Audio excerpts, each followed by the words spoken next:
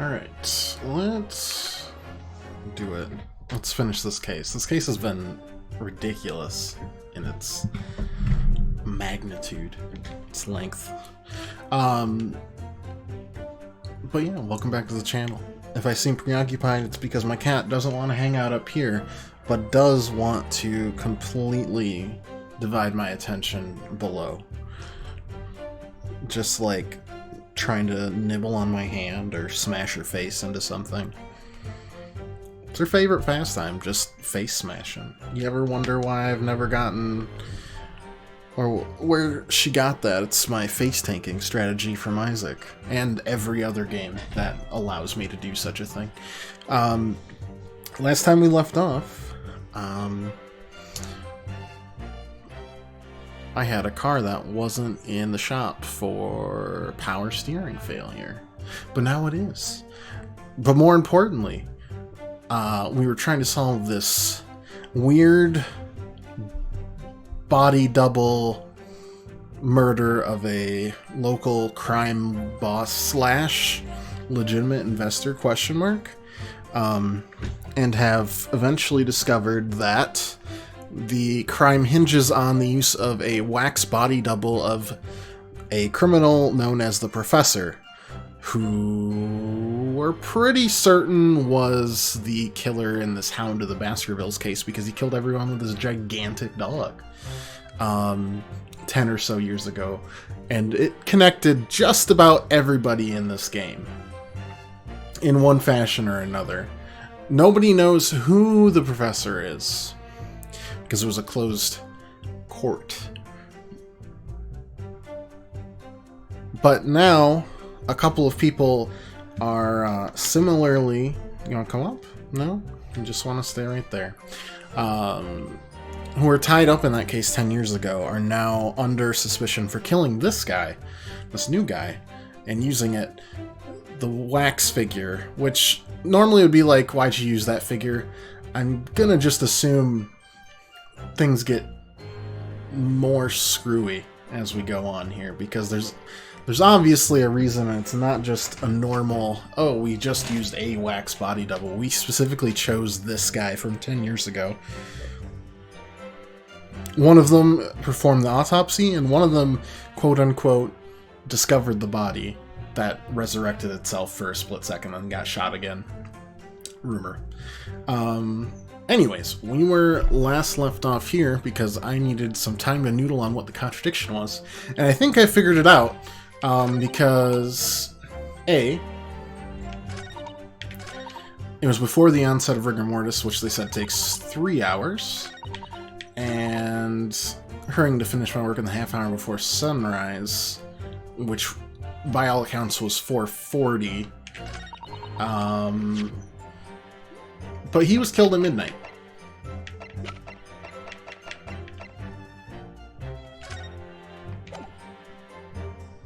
Objection! Hey. Alright, I'm glad I noodled on that for a while. Anyways, welcome back. I don't have a car right now. I've got a cat that doesn't seem to want to cooperate, but I guess that's par for the course. And I've got a bunch of work nonsense happening pretty consistently this week. It is tiring, let me tell you. Getting, like, phone calls left and right about something I did this morning, but the phone calls were coming in the afternoon, and I'd be like, yep, that was already done. You're like, oh, okay, and then just going back and forth, and all the people that retired last year were in key positions, and it seems like all of our management had no idea. Hey, nope, no biting that. Get out of that. No biting my headphone cords. That's how I ran into problems last time.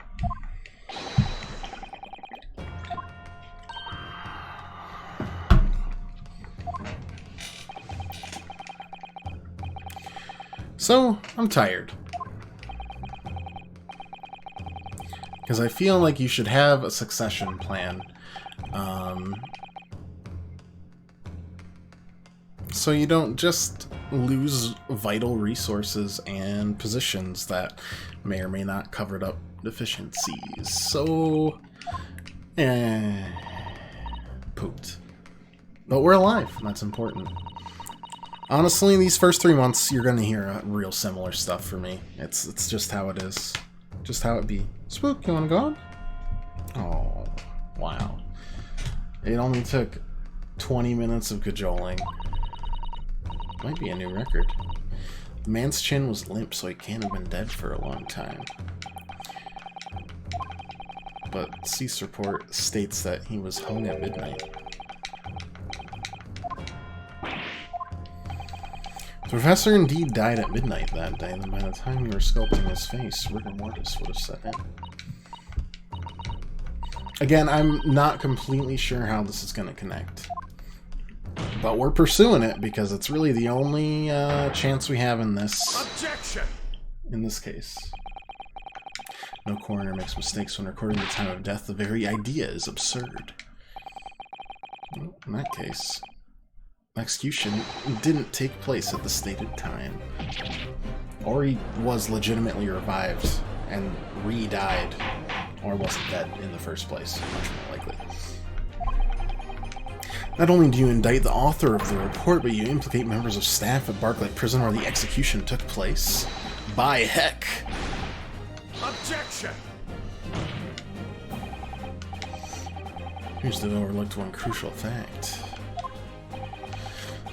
Professor died that night, without question. Of course he did.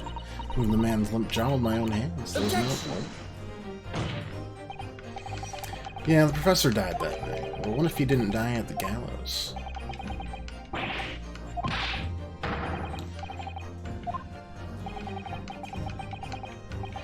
Might be impossible to leave, but it would explain the link between Scythe, the professor, and Drebber. And I think Osmond. Was Osmond gonna blab about it? That might be why they killed him. But I still don't really know what they'd blab about. Take that!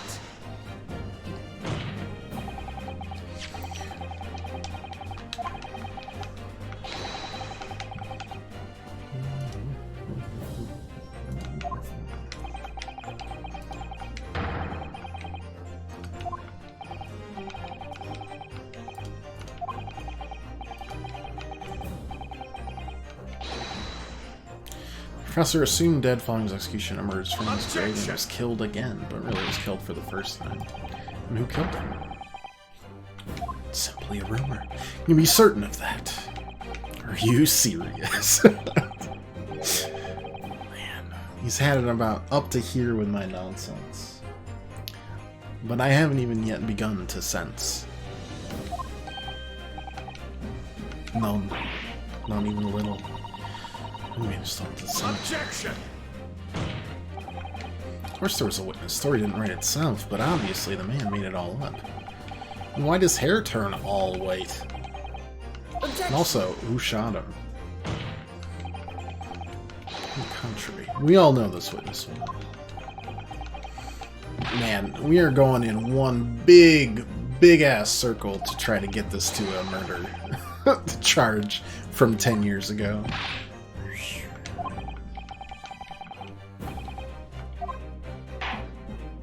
Evening, Pirate. How are you doing today? How's life?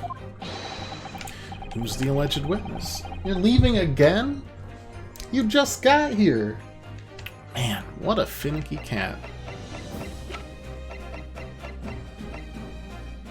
Take that! Let's bring Drebber back. Please and thank you.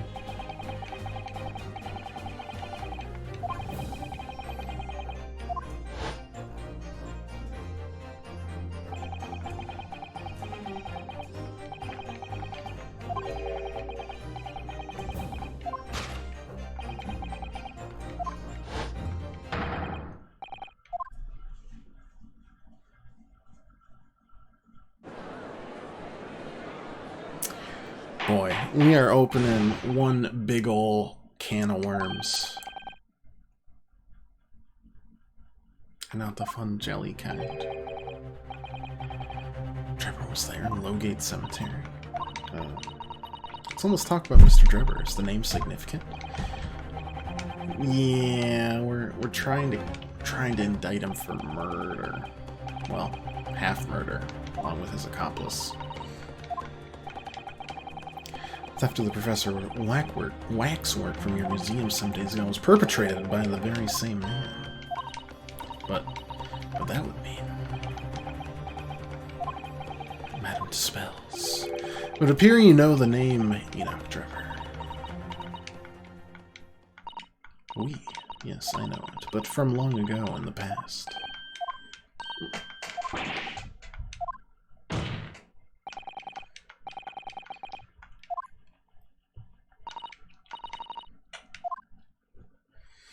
Yeah, so anyways, I got my car fixed, hopefully, for tomorrow, but there's a power steering line or something, and, you know, expensive, whatever. Not terrible, considering some of the things that can happen with your car, but, like, they're like, we can fix that rattling for you, it's just that the engine mounts are a little loose, and I'm like, how much would that cost? And they're like, oh,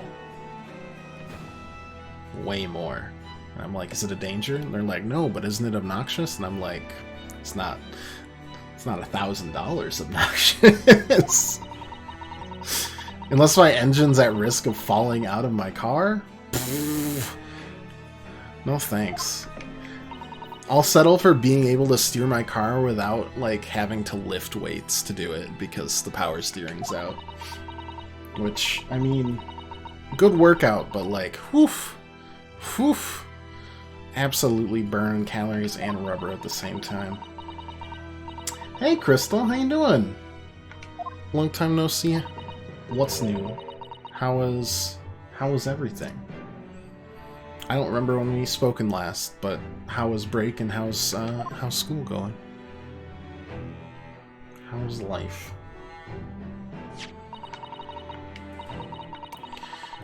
The Daily Circus. I'm pretty certain that's a really... No, that's the Family Circus. I was gonna say that's a really long time cartoon. Big expert in the funny pages over here.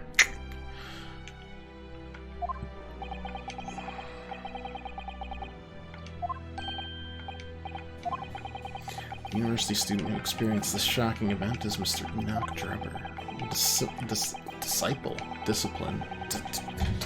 of science. Last talked was Shadows Over Loathing. So that was right before Christmas. That was before Christmas.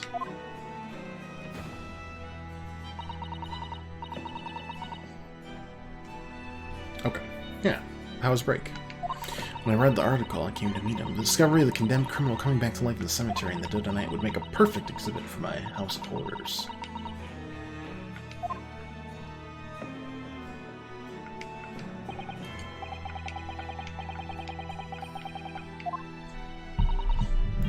Met him not during... Okay, so they didn't meet at the graveyard.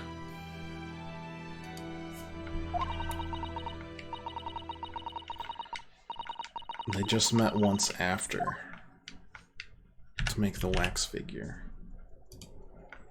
I didn't think that was that dramatic of a revelation.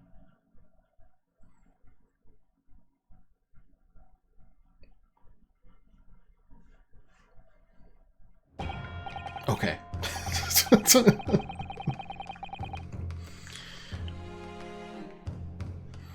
Dealing with a cultist episode or something? Not quite. That's just the proprietor of a waxworks museum. It's Madame Tussauds, but it's Madame Spells. She's great. Don't need to worry about her. We're investigating at the same time both a body double murder where a body appeared in two different places at once and pretended to be teleported, and also a murder serial killer resurrection rumor from 10 years ago that connects everything together to this case. But we're almost done with that case, and then we'll go on to the next case and something new will happen. But it's wild. That is quite the plot. That's just one case out of 5 in this game. This game has been nuts compared to the first one, which was very, like, compact. This one is just, like, I will go everywhere. Will you understand? Eventually. But for now, nothing. Just confusion. School is as school is. A pain. But did get some amazing scores on the finals. Hey. I guess that's quite honestly all you can hope for, right? No fun allowed in school, after all. Even though the Waxworks build is a poor match for the victim and the face is obscured by the mask, they still used him as a body double. Why would they do such a thing? Kinda sounds like the Don Tigre case, but magic and wax, I guess. I remember the Don Tigre. Hello, cat. Have you decided to come back for the 3rd time today?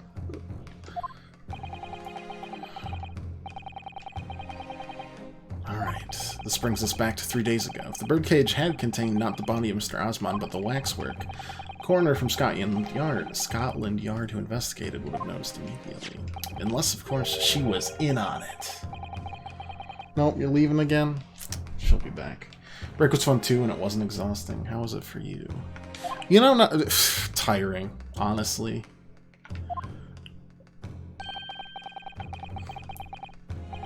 Like, you guys know I've been on the move since before Thanksgiving. Like, every weekend it was like, boom, best man at a wedding. Boom, Thanksgiving. Boom, friend over. Boom, friend over. Boom, you're going to Chicago. Boom, family stuff. Boom, Christmas. Boom, Christmas. Boom, New Year's. Boom, another friend over. Like, last weekend was the first weekend I could actually just, like...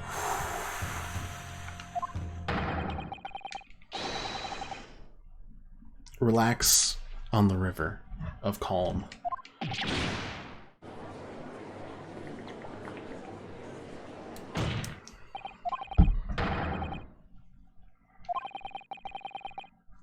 Pence is determined to find out exactly how the coroner and Mr. Drebber are connected. But Dr. Scythe is unable to participate in these proceedings. Yeah, I know, banned by the main boss himself, which reeks of misconduct, but that's alright. You're gonna get a lot of time to rest, that's the fun of the holiday season. Fun in quotations. Fun heavily in quotations. We even put the quotations in another set of quotations, just to make sure you know how much fun it is.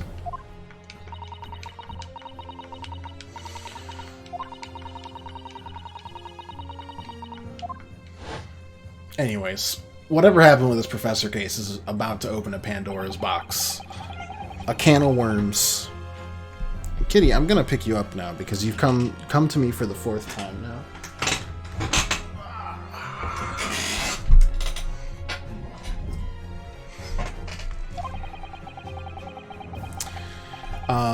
But yeah, I mean, like, went to, made it to Christmas right at the perfect time, aka after it was done snowing. But, also after everyone was forced to shovel already, so I didn't need to shovel. So Christmas was fine, except that one of my family members didn't get a thank you note, not on purpose, from our wedding open house, and was real passive aggressive about it. And I was like, "Hey there, boss. So there are 2 Dougs in our family, and the other one got both of them. Can you just give me a second?" You could have asked anybody else in this family, and they would have known, because they all got cards. Objection! Oh, that's true. Had friends over, that was a great time. You know, spoiled rotten, but my wife is even more spoiled because my parents are just so excited that they actually have someone who gets really excited for presents, rather than me, where I'm just like, wow, that's great. Oh, Van Zeeks is actually helping us? Thank you. Maybe he's alright after all. Subpoena with immediate effect to Dr. Scythe. Compelled to attend on Her Majesty's orders. I really enjoy presents, but I enjoy giving them more. So when I get presents, I'm just like, that's really cool, thank you. And when Chelsea gets presents, she explodes like an atomic bomb every single time. So she gets spoiled more. It's a clever strategy, I'll admit. Stone's throw away. I can feel it. The truth behind all of this is about to come out. If you say so. I'm still extremely confused. It's not Family B, totally understand that. Yeah, I mean, like... Pun with Van Zeeks, or is he just this game's clone of Edgeworth? He's like an edgier Edgeworth. More like Edgeworthless, am I right? No, he's just... He's got a lot of stuff going on. He's tied in a lot of stuff. You've completely betrayed the agreed policy of both Scotland Yard and the prosecutor's office. Betrayal is not my nature, as long as the truth isn't compromised. We'll know if he's Edgeworth if in one of the last two cases he is the defendant because he gets accused of murder.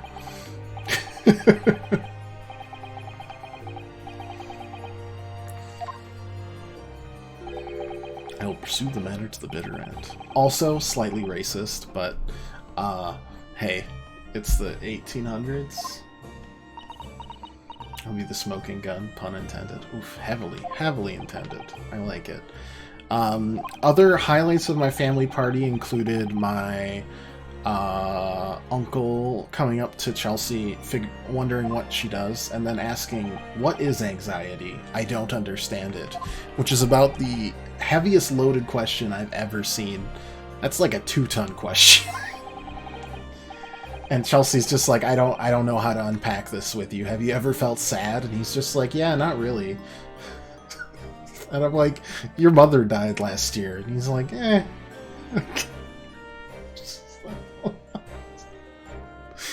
Oh.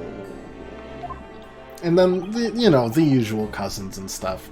One of my cousins heard through the grapevine. He's gotten to the age where he, now... It's like, well, I have to interact with someone, and he realized that I'm probably the only person in this entire family that also would play video games, so we talked for like an hour about nonsense, and it was good. Presently, we have no definitive evidence, but we do have a very significant clue.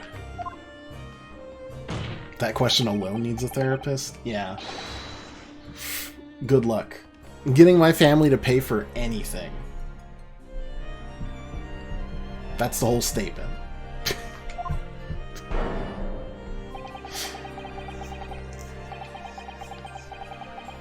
I once got my uncle to pay for a sandwich. He paid for a sandwich while I was in college, and my other uncles, who were all there, and my dad, they were like, right, take a picture. This has never happened before.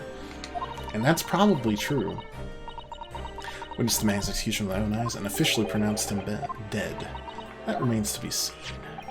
According to newspaper reports from the time, on the night following his execution, the killer came back to life. But then he got immediately shot.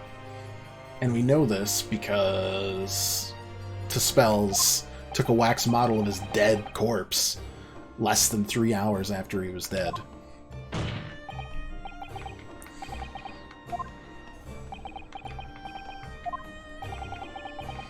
What you saw in the graveyard that night 10 years ago wasn't some chilling fiction, but reality. It would make you privy to a very great secret of Dr. Scythe's. A secret so profound it could compel the coroner to agree to collaborate in your evil scheme. Was the coroner in on trying to get the professor out? And if so, who the frick shot him?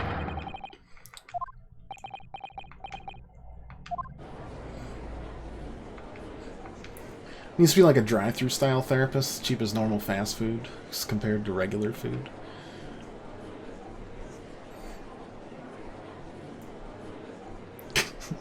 Roll up to the menu. I'll take I'll take a number 3 combo. Yes, with the SSRIs as a side. Thank you. Yeah, that'll do well. Awesome.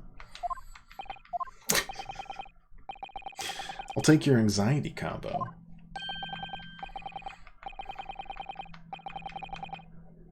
And then they ask, "Are you sure?" And that's how you know, because you'll get anxious just at that question. Just a side of a healthy coping mechanism? Hey, thanks. Everyone so wishes, let's be frank. I'll tell you the truth of what happened that night for what it's worth.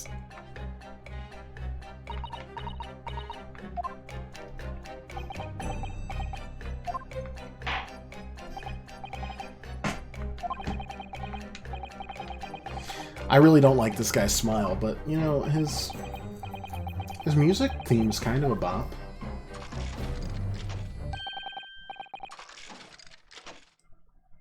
Just don't do your weird smile again, because it literally reminds me of that. Oof, that movie. Smile is like Truth or Dare, but it was good. The reason I was at Lowgate Cemetery for all 10 years ago was a spot of moonlighting. The illustration, his animation is sick. Just wait till he starts doing like the Cabbage Patch.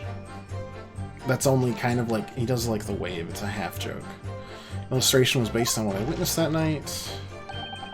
Thinking back now, I realize I never actually saw the Okay, Trevor. Soon afterwards, I was visited by a young woman who sculpted a model of me from wax, and I gave up on my dream of becoming a scientist, and it was all because of that newspaper article. I mean, again, we know the newspaper article was by Osman, which is why they killed him, but we're still, like, a big murky section of why this happened. I have to have screw loose if you believed a corpse could come back from the dead. You're saying this article is not worth the paper it's printed on? Oh, that smile. Oof.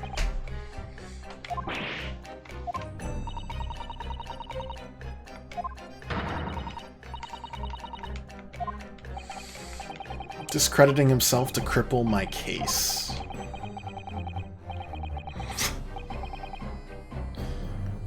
Auxiliary business. Yeah, there we go. There's the wave.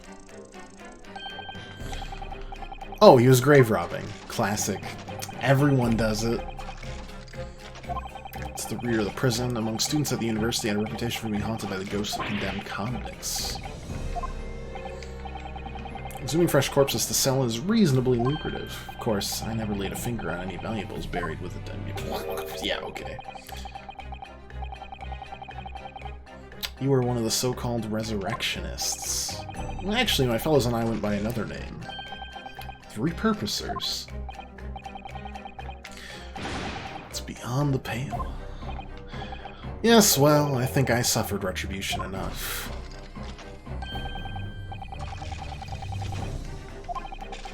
Eventually, my name was unearthed, and it caused me a great many headaches. In the end, I had to leave the university. That was the only paper with the bad grace to identify me unambiguously, I might add, which... Wow. You've given us a clear motive for why you killed this man. Who drew the illustration? That was the reporter who exposed me. Sketched that right in front of me as I described the scene. Obviously, as time ticked on, I bitterly regretted what I'd done, claiming to have seen something I never truly saw. Foolish. Very foolish. And he doesn't want to name the reporter, but we know it. We're going to press on that, like, immediately. Aren't we?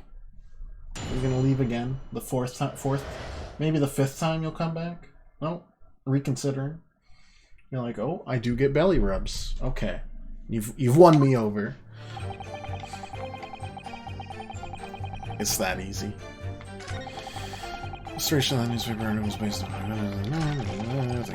realized I never actually saw the professor at all, though. Soon afterwards, I was visited by a young woman who sculpted a model of me from wax. Given my dream of becoming a scientist, it was all because of that newspaper article. Well, that's the closest I can get to pressing on who the reporter is, so we'll start there. Somebody informed the dean that it was my name that appeared in the article and carelessly let slip that night after night I was digging up graves. Hardly a model student, you might say. University's reputation was execrably defiled, and I was expelled as a result. I had no idea. Having been run out of university, found employment in a somewhat specialist trade. Yes, part engineer, part magician.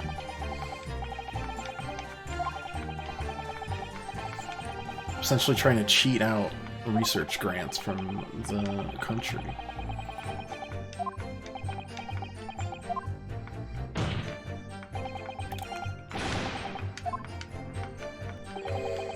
Whatever are you talking about? I have no recollection of doing anything of the sort. Okay, never mind. I guess we'll just press on everything. I get the feeling whoever's underneath that mask of the professor is key to the future cases.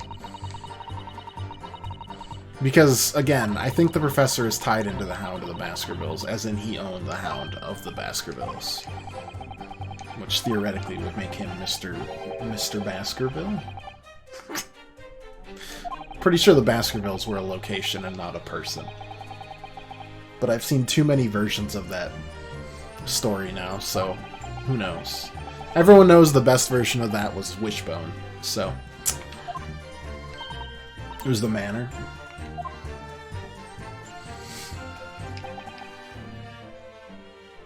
Actually, I'm not going to press on that one. I don't... you know what? I'm going to press on everything, because sometimes you get weird stuff out of pressing, and I want to miss it. Otherwise, I'll get all turned around. Grave robbing, everyone does it, is quite the quote. Yeah, that goes in the Ace Attorney quote book, probably.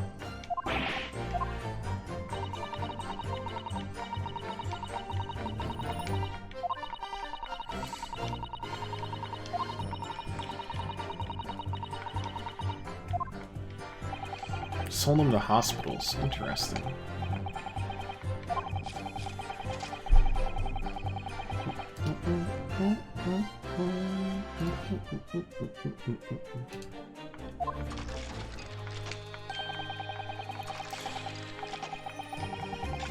All for the furtherance of science, and also cash, because we were paid. If you were caught, you could expect the gravest of consequences.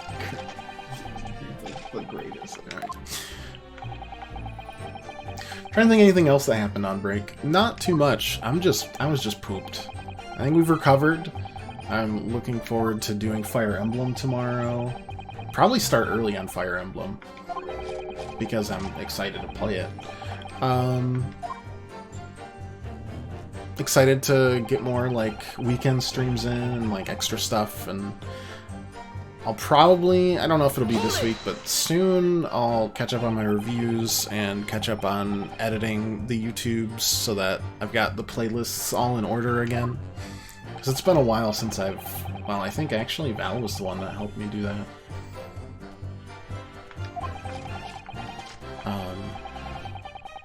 Anyways. Then, little things on the stream as we go through the year.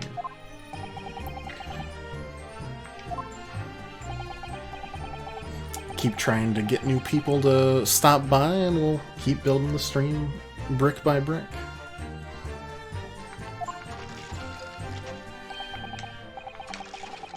It's gonna be a good year, I think.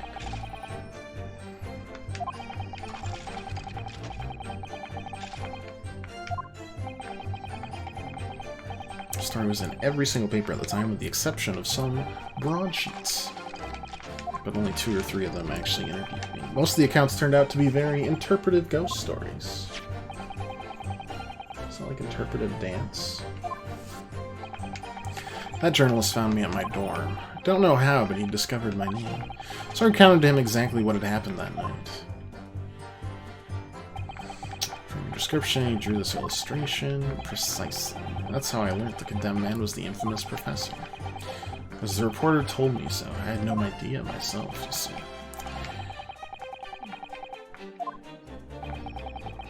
Scene portrayed as accurate. Well...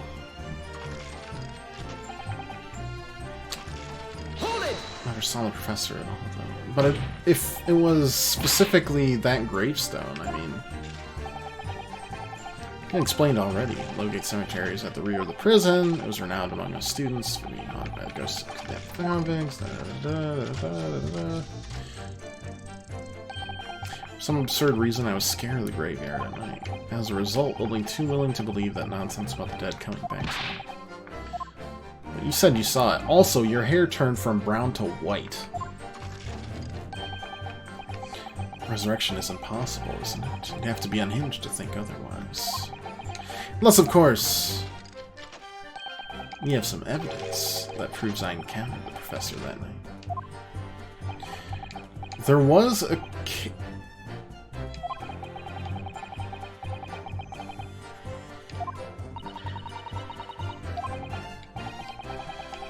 I think... if that's the real camera... It can't. Well... I wonder if that's the real camera. There's a camera on the wax figure of that. Let's see. So this camera here didn't have a lens. It was around the waxwork of Drever in the exhibit. It didn't have a photo in the back, and there was blood on it. Objection! Wasn't it? Okay. Well, let's press on the last one first. Well, wait. Never actually saw the professor at all, though. Okay, so... Autopsy report of the victim, no. Yeah, that's fine.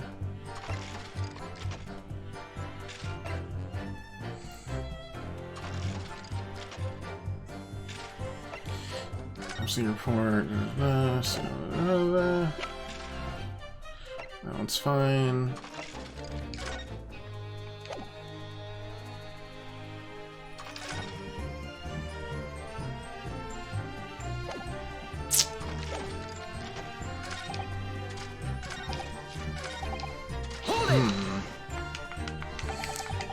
What would that be proof of?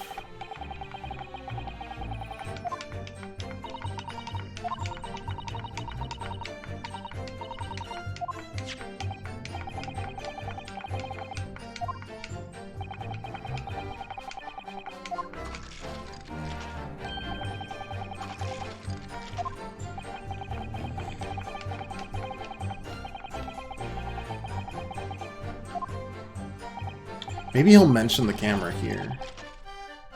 Should sell what little I had to sell. I remember now. Purchase something. There it is. There it is. There it is. That camera's real. I can't say I remember. This camera. Got it. Oh god, 1 second. I have to answer this just in case it's something serious.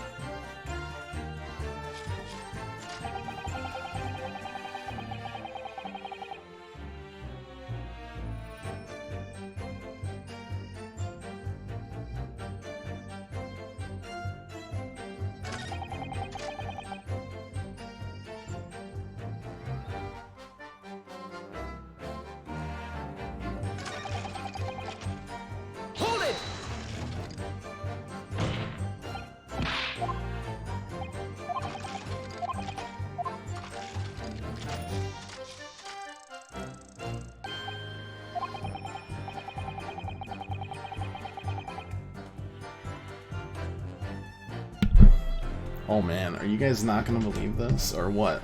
That was somebody from work, and I now have to look for a document. I'm gonna blow my top, guys.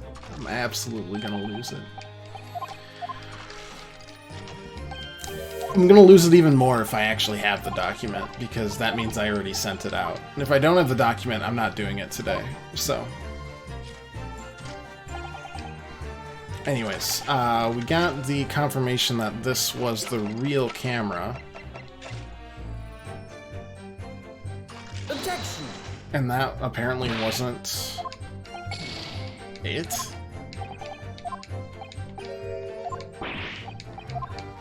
Oh, God. 1 second. Not to... Never saw the professor. Illustration based on my witness that actual night. Swan moonlighting. Da, da, da.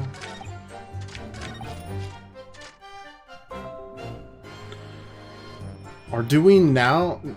This is weird, because, like, now do we... Because we know this, like, do we double check everything here? Or are we still... No, that's still that. That's still this. That's still good. Sorry, I'm a little scattered all of a sudden, because I didn't expect that to be the case. I thought that was the people with my heckin' work. Or, sorry, that was working on my car.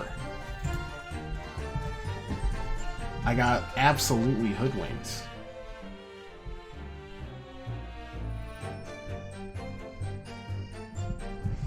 And I'm unhappy about it.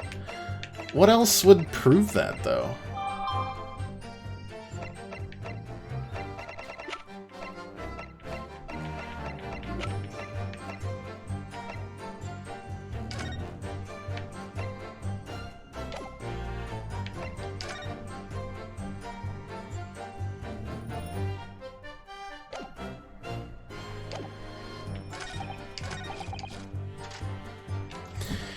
Oh, 1 second, guys. I guess I gotta do this. I'm real unhappy about it.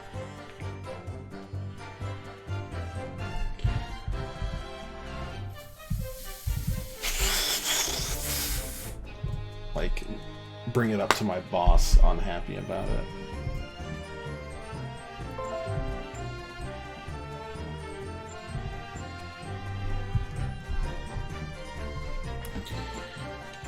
Because that newspaper article, there's big stuff last night.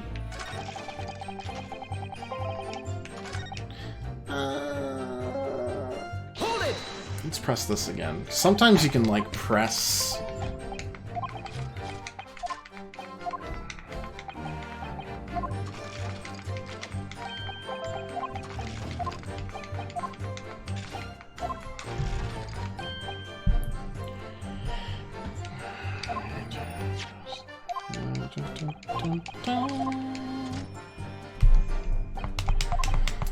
Yeah, take care of it. But the problem is, I don't want to.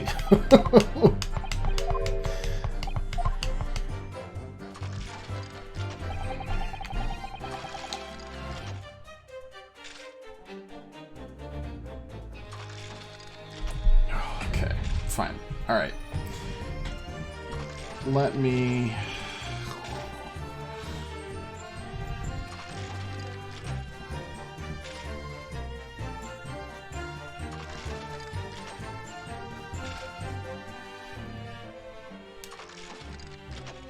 look.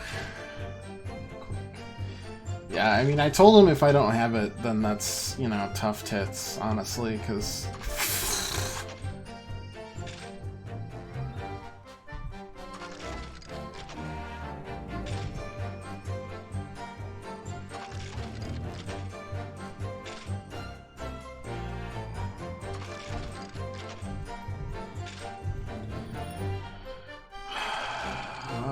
Pre-model, okay. This shouldn't take long, but it will be annoying.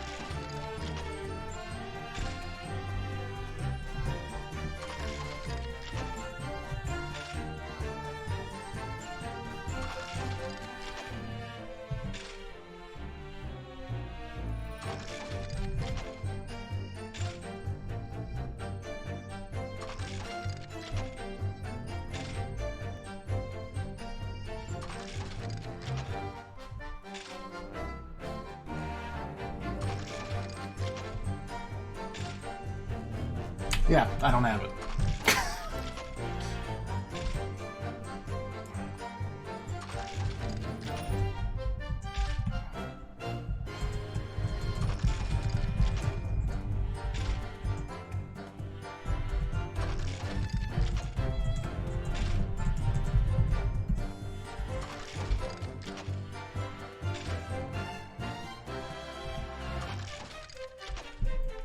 At least I don't think so. I'm double checking one more thing.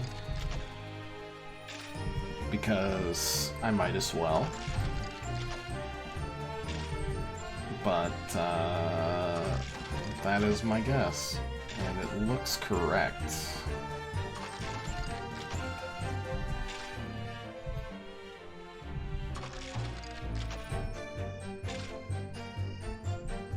Yep, don't have it. Okay.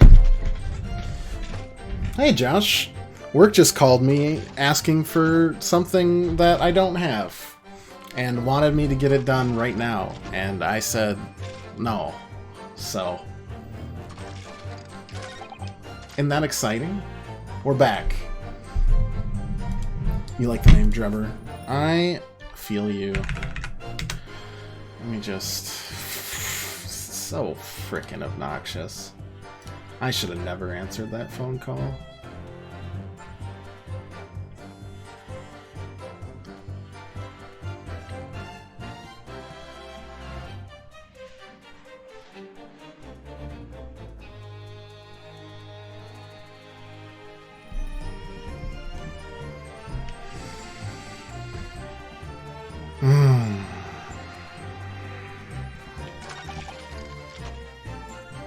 I don't know what else we do. Like the...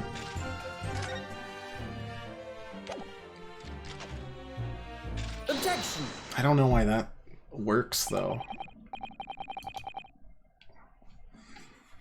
You answered, so now they own my evening? Nope. No, this stream is my evening. Thank you very much.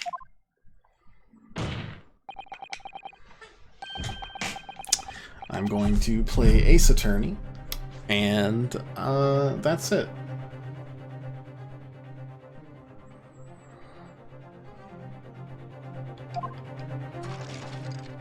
You did see the professor 10 years ago. Well, we seemed to be at odds, but I was there and you were not. I know what I didn't see. The illustration of this article was drawn based upon what you told the journalist that you witnessed. That's what your work believes? That's what my work believes, too. That's what it is.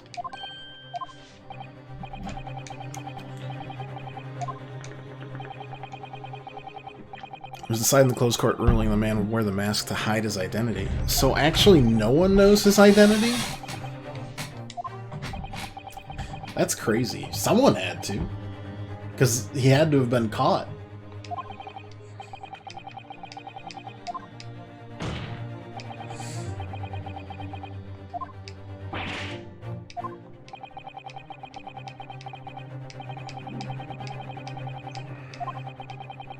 The only student wouldn't have known about the mask. Oh, that makes sense. Okay. Well, I needed a hint. Sorry. I looked up what the next step was, and only the next step, because, like, sorry, my mind's all scrambled now. Scrambled egg brain.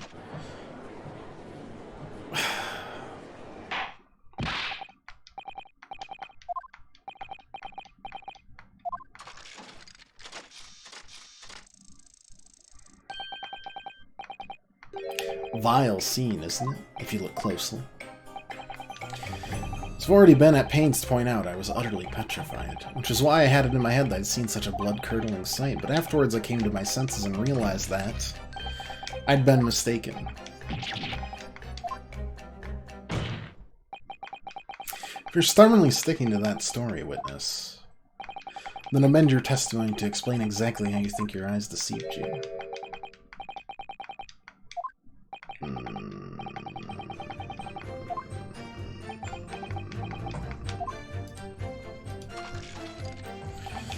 Well, in fact, witness was a fellow grave robber at work. I'd like to hear more about that grave robber. I wasn't the only one busy in the cemetery that night, you know. Other body snatchers were. How many people are in this graveyard body snatching every day?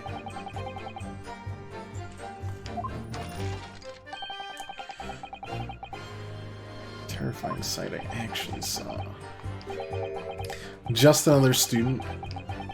I don't think everyone does grave rob, I guess. I don't believe you.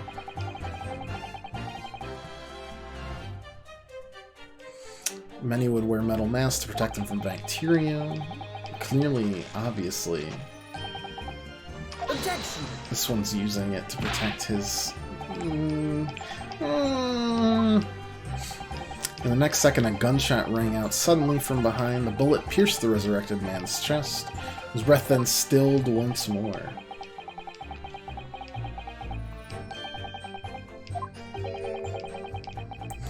Gravedigger had shot someone in the cemetery. I think it might have been rather big news, my lord. Yes, well... I could only assume it was an embellishment bolted on later by the reporter. Excuse me. What do you think about that, madame?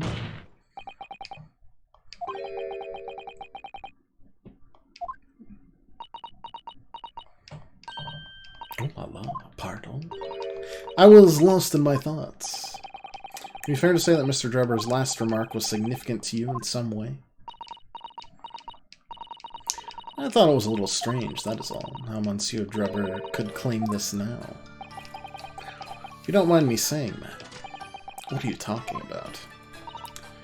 Well, when I met you 10 years ago at your university dormitory, you recounted to me about your adventures in the cemetery and all. Including... Honestly, if they're gonna make me do anything tonight, we'll take a half day tomorrow and we'll stream Fire Emblem all day. I don't care. We'll see. I'll ping the Discord whenever we start. I don't watch your tongue, you know. Have a care, Trevor. That's no way to speak to a lady.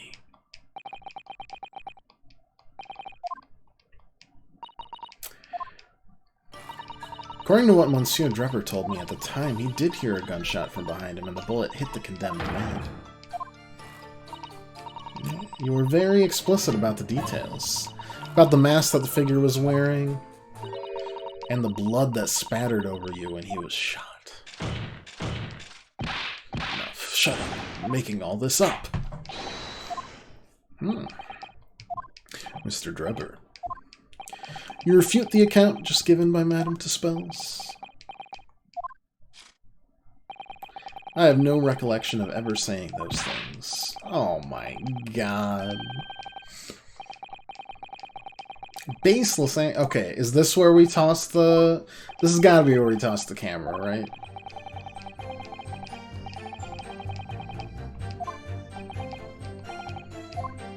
We're cracking them eventually. Scythe just exists there. There's nothing about...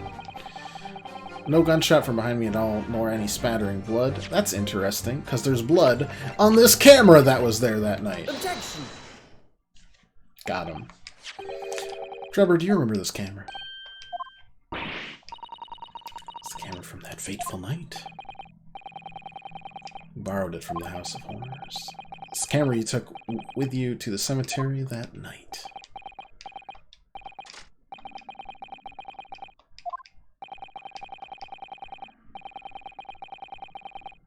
Kind of camera is rarely seen in our homeland, so my colleague and I were keen to examine it closely. We noticed the lens extends forward on the end.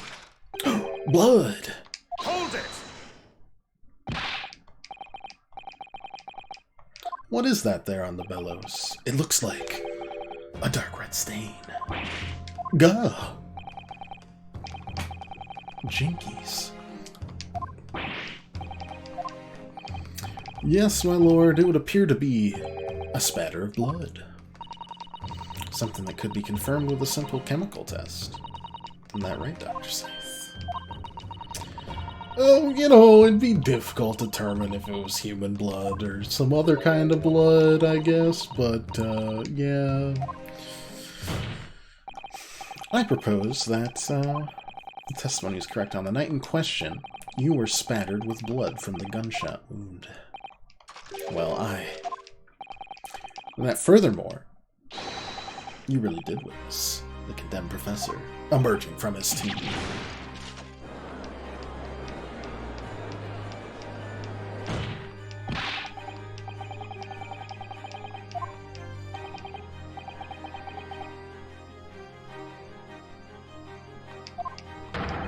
Only explanation is you're trying to hide the fact you saw the professor that night.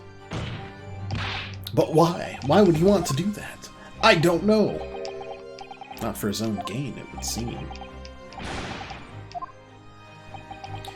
Mr. Trevor is obviously lying in order to protect somebody. Cough, cough. Hint, hint, nudge, nudge. My goodness. He's shielding someone. Yeah, it'd be the person he's looking directly at.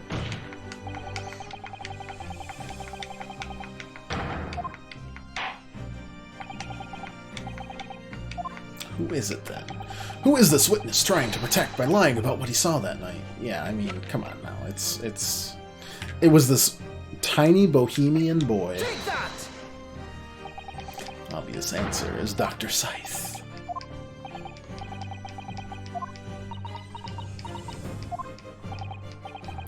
Imagine if the convict who'd been sentenced to death was not in fact killed. Imagine if that was to come to light. And imagine if the convict in question was the country's most hated mass murderer. If it was the professor. Objection! It's beyond a joke. Need I point out the dead cannot come back to life? What you're suggesting would mean the execution never actually happened. Yeah, that's correct. Objection! Once a man is sent to the gallows, he hangs. No one could escape, not in Great Britain. The fact is, there was a witness when the man escaped his hanging. There's two, technically, because somebody shot him. If that were true, the implications of misconduct would not stop at the supervising coroner. It would taint the honor of the entire judiciary from the ground up.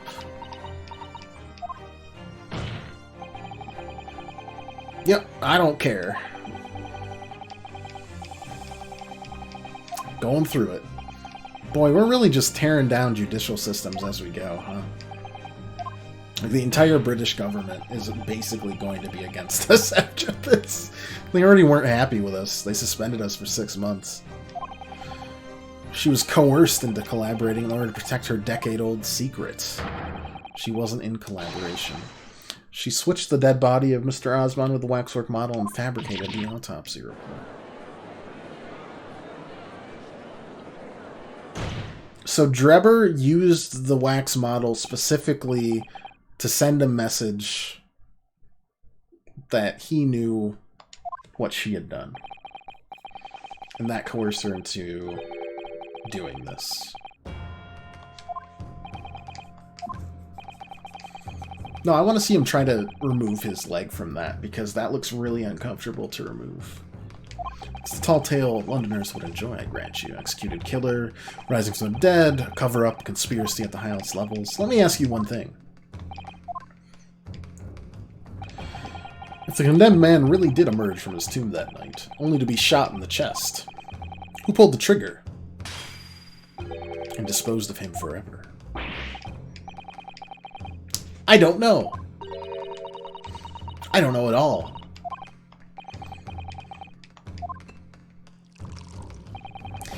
The Old Bailey is no place for wild fantasies.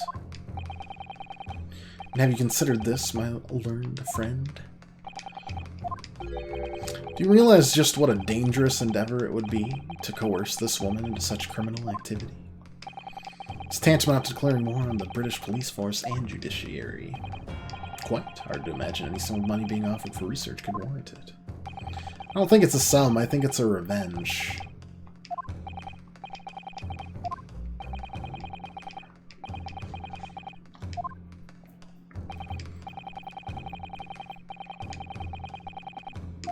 No. I had no no, you do have a reason, and I'm gonna prove it. Yes, the contract. The contract doesn't mean a thing right now, because this is defamation of the highest peak. Some threats to force the head of the forensic investigation team to cooperate is extreme. Name, It's not the research grant. The motive wasn't money at all. He was just trying to kill him. I know his motive. Me. One last chance before the jury lose their patience with this charade. Let's see if you can back up your heady proposal, shall we? Sorry, I really like his assistant dodging out of the way because he does it so often.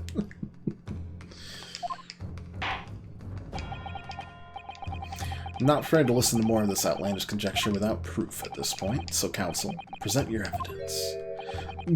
Gulp. I've seen it. 2 pieces of evidence. Yes, indeed. One to show that the signature...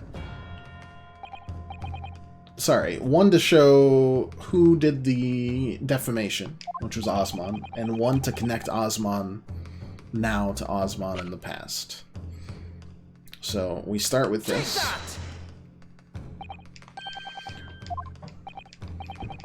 It was written 10 years ago, and every detail's been examined already. Not quite the case. Oh, you seem pretty upset about that article, actually.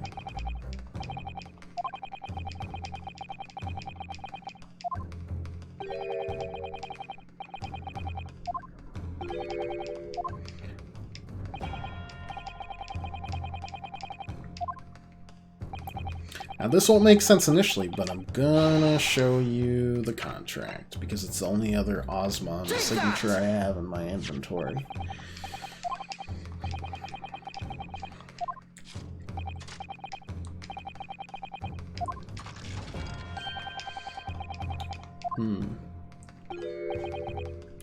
No, I'm afraid not. It's very significant that connects this newspaper article and contract.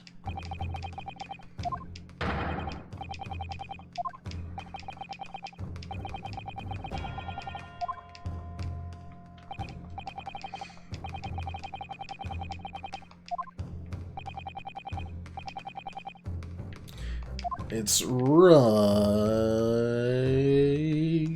there. Take that! Osman used to be a reporter. Very intriguing.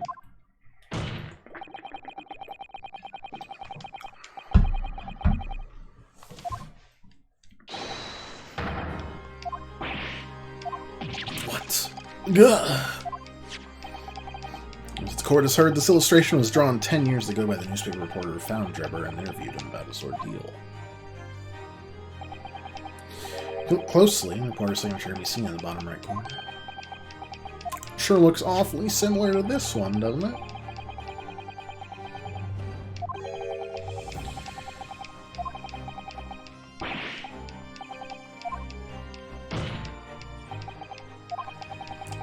Short, the journalist who drew the illustration and wrote the article published about Dr. Drebber, Mr. Drebber, 10 years ago, was the victim of this case. Oh, well, adios. Objection!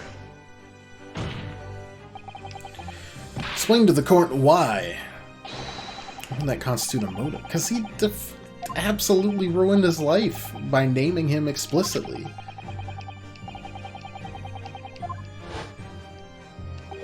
He was real unhappy about it.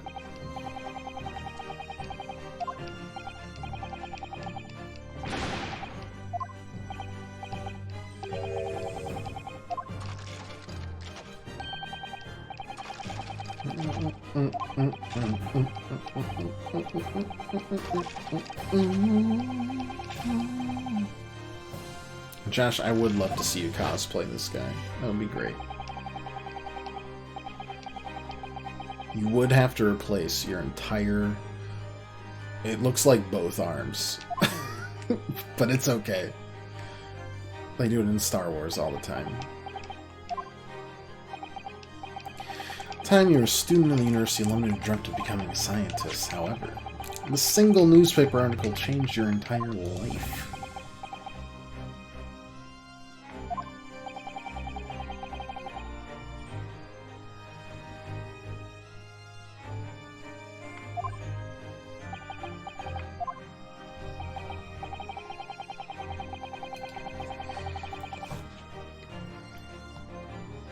It's a widely held belief Aswan managed to position himself at the heart of his criminal network thanks to the many dubious connections he made during his time as a reporter.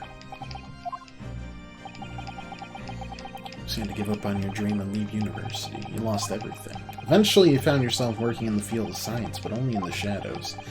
All because of that article, written by Mr. Ozma.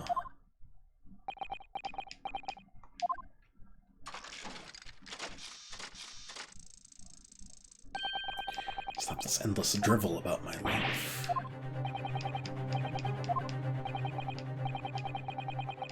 It's true I had to leave the university as a result of the article, but it was just the straw that broke the camel's back.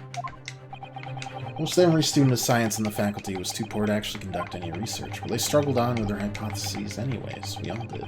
Only have them taken by vultures. Sooner or later, you knew your ideas would be stolen and patented by some wretch or other, after all. Making a name for yourself as a scientist in a climate like that was a miracle only a select few geniuses could ever hope to achieve. Personally, I wasn't one of those geniuses, so it was hard to reach. Forced out of the university because of Logate was the best thing that could happen to me. You genuinely believe that?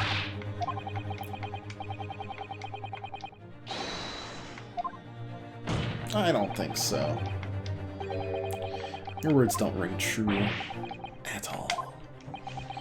And I have evidence to prove it. You were real excited, and you still have that trophy from a kid. From being a kid? No, that would mean that the trophy was awarded for being a kid. You had the talent. Take that!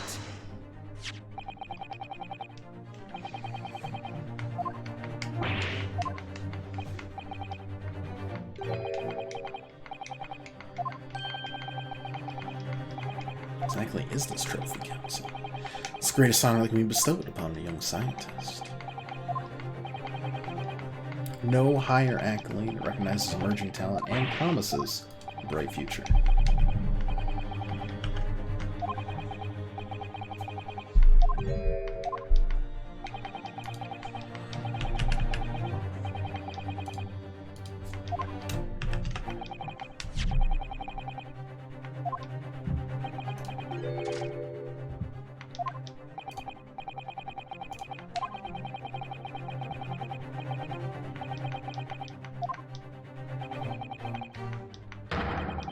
No intention of forgiving the man.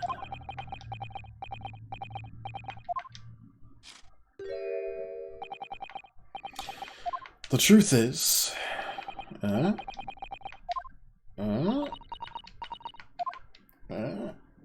Oh my god.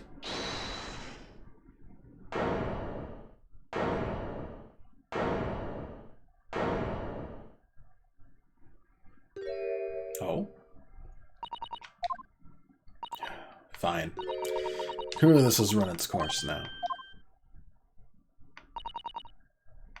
I admit it. All of it. It's exactly as the Japanese man said. I was coerced into going along with this man's plot to murder the victim. The condition he kept my dirty secret from 10 years ago.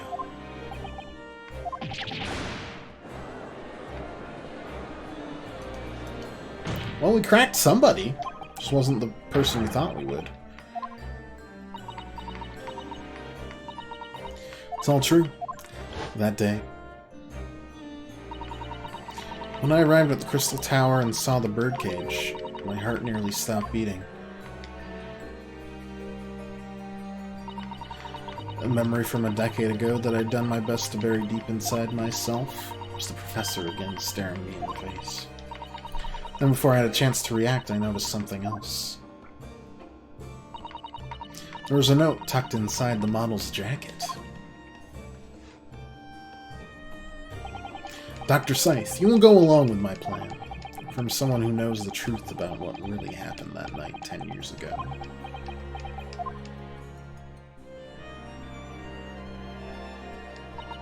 All the instructions were there in the note. Every detail was meticulously written out. I had no choice but to do what it said. I made the necessary alterations to the scene and fabricated the autopsy report as instructed. There was really no other choice. It had to be done to protect the judiciary. I can only apologize now.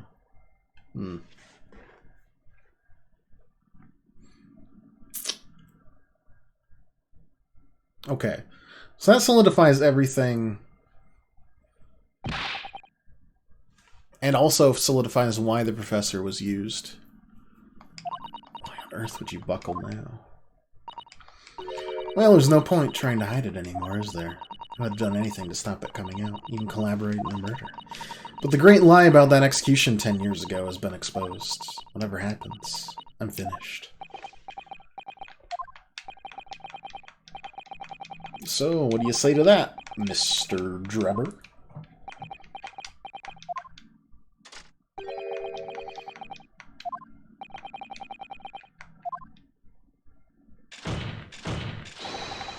I admit nothing at all. Oh my god. Have you forgotten that the kinesis machine was ripped to shreds by an explosion? No, but everything else has been proven.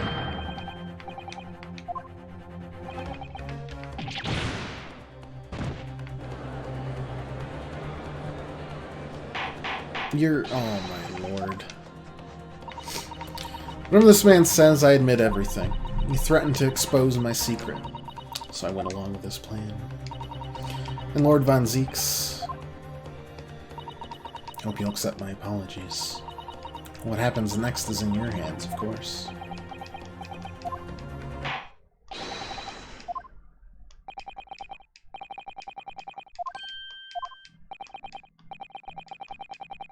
Trial is not the proper form in which to pursue the alleged wrongdoings of Mr. Drebber. The defendant is harebrained. Yeah, that's true. That had slipped my mind. Right, yeah. Isn't he one of your closest friends? You know.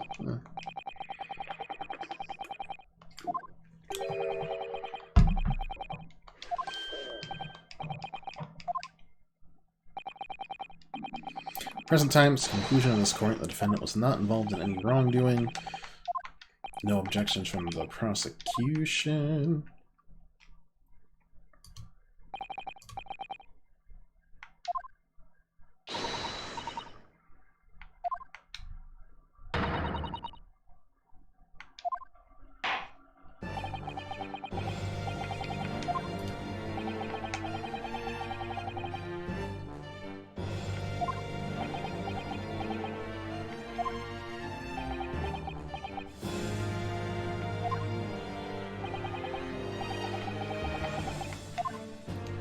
Yeah, this doesn't feel quite right.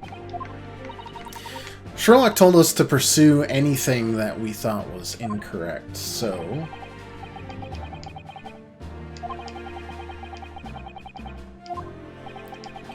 is that really what we want? The defense should be pushing for now is...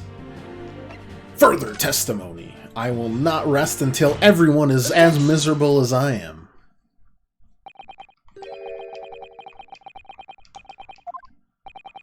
I beg your pardon. We demand one final testimony.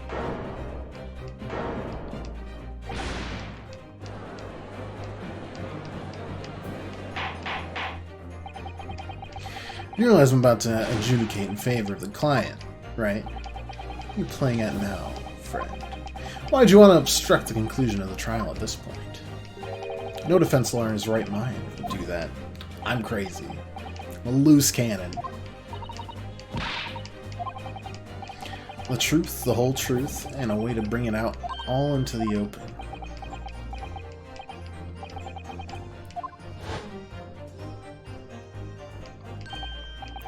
Oh yes, one word of warning before I go. If in the course of the trial this afternoon you perceive even a shadow of doubt about the truth, don't let it out of your sight. Pursue it like a dog with a bone. To the bitter end, you understand? Do not falter, whatever may come to pass. And so we shall! With those inspirational words. I'm sure Mr. Sholmes knew. I deduced this would happen. I love how Sholmes waffles and varies between, like, insanely competent and absolutely moronic. Just a big ol' himbo.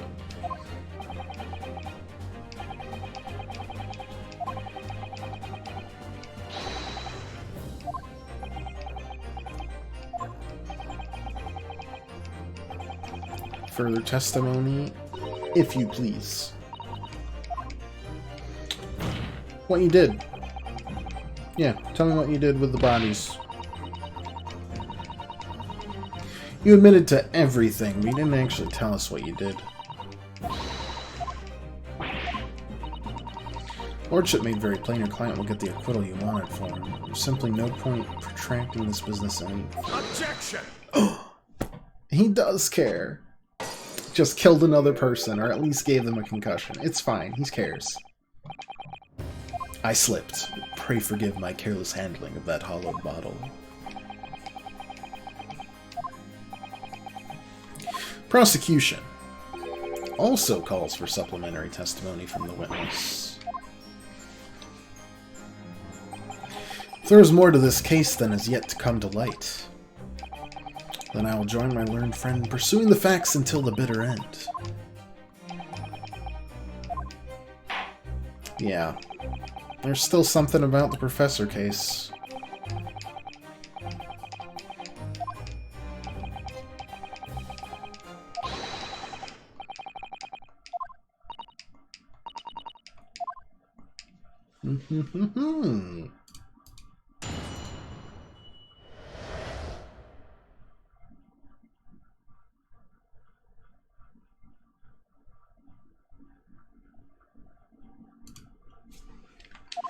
Let's do it.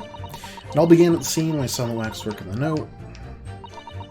Actual body was indicated in the note's instruction was beneath the experimentation stage. Body had to be arranged and arranged. The stabbing? Or was the stabbing already happening? You enlisted the help of the entire team to dress the scene appropriately? To protect it. Truth about execution is a state secret of the highest level. Arranged.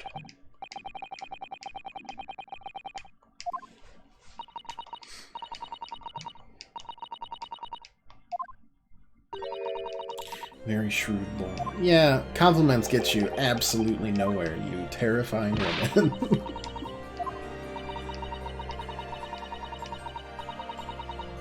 All I did was record the location of the body as being in the Crystal Tower instead of under the stage.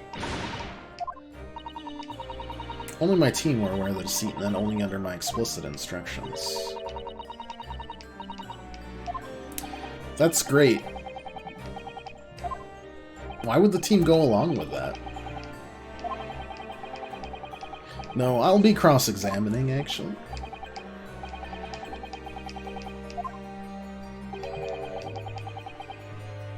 That expression of pure contempt. Yeah, we'll be cross-examining. Doggedly persistent. Baskervilles confirmed.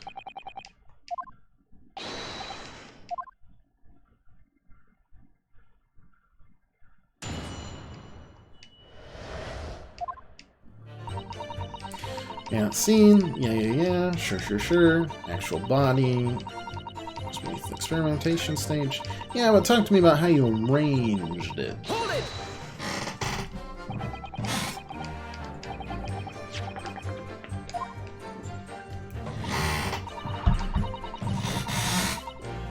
Instructions in the note said something along the lines of fabricate some evidence to make it clear hairbrain alone could have killed Asma. That's quite the instruction booklet.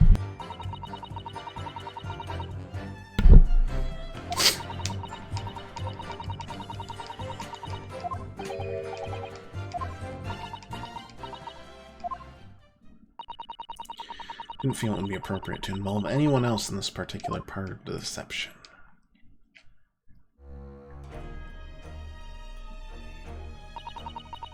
There was a void underneath the stage where I found the birdcage lying in the dirt. So his neck was already broken, or what? Because he didn't bleed very much.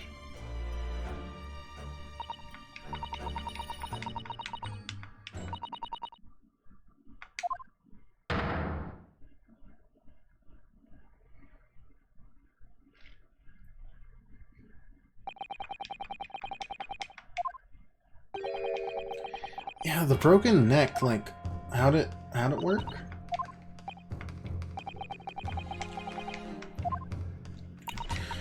Actual cause, trauma resulting from the 30-foot drop. Really? That broke his neck. That's wild. You sure?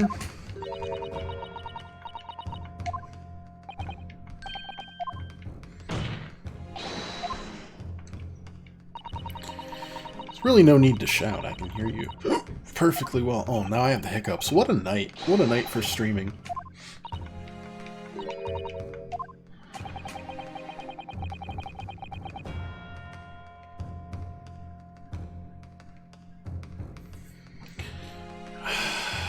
The real cause of death, or...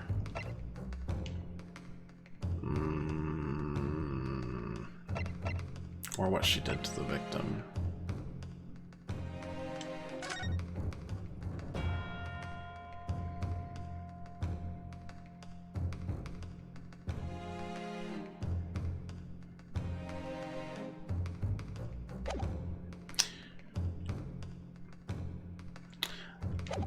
You know,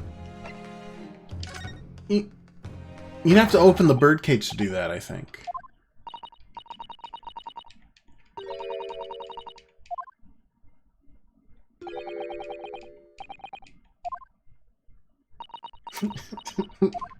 Concurs while still pointing.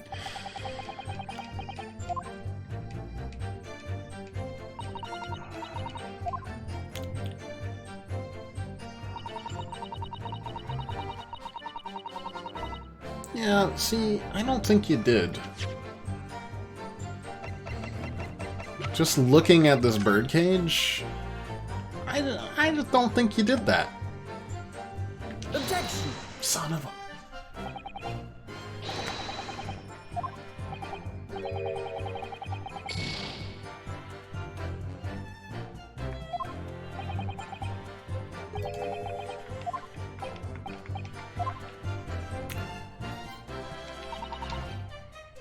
I mean, I don't know what else there is. One second, we're gonna save so we don't get, like, sent back to the Shadow Realm here if we fail this.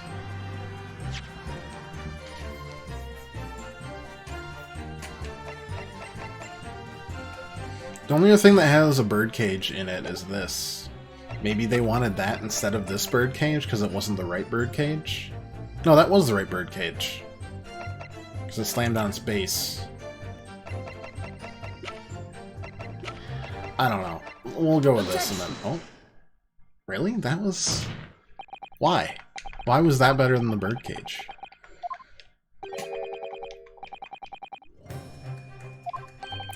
This inconsistency points to an uncomfortable truth. I like this music, though. There's one point that seems to defy explanation. How'd you stab in with the that it was way down there. Obvious inconsistency between your description and this photograph.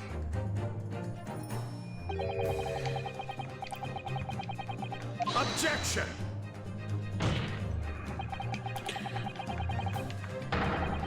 Objection! We considered it, that's true, but now we know the facts to be different. Just let the defense explain. In this photograph, would we see the alleged inconsistency with the victim's statement? That's a great question. I'm gonna save again so that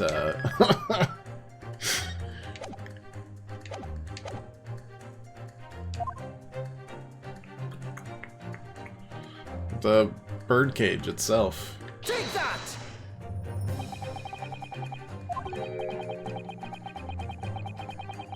Wait, that one isn't it?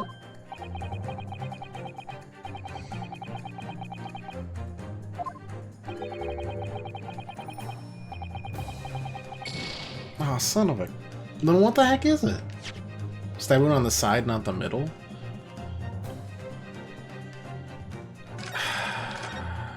Could be. So it wasn't the birdcage at all, which means I think we just got lucky.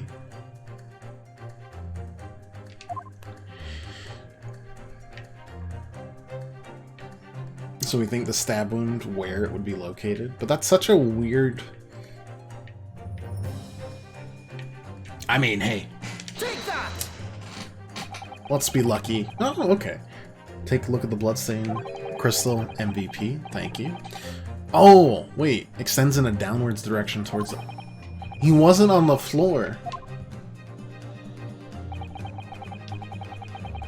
The victim was stabbed moments before it was set in motion. That's entirely expected. I think we both just got lucky. I think we drew two incorrect conclusions, but we ended up at the correct solution. Because the blood shouldn't have dripped down if he was laying horizontal. Means to an end, am I right? Hey. I'm fine with it. And if you would stab him in the birdcage, it would have been just like a splits. For it to form the longitudinal appearance is inconceivable. Given that the victim's blood seeped vertically downwards from the wound, it must be the case that when you stabbed Mr. Osmond, he was standing up. In short, Dr. Scythe, his testimony was a total fabrication.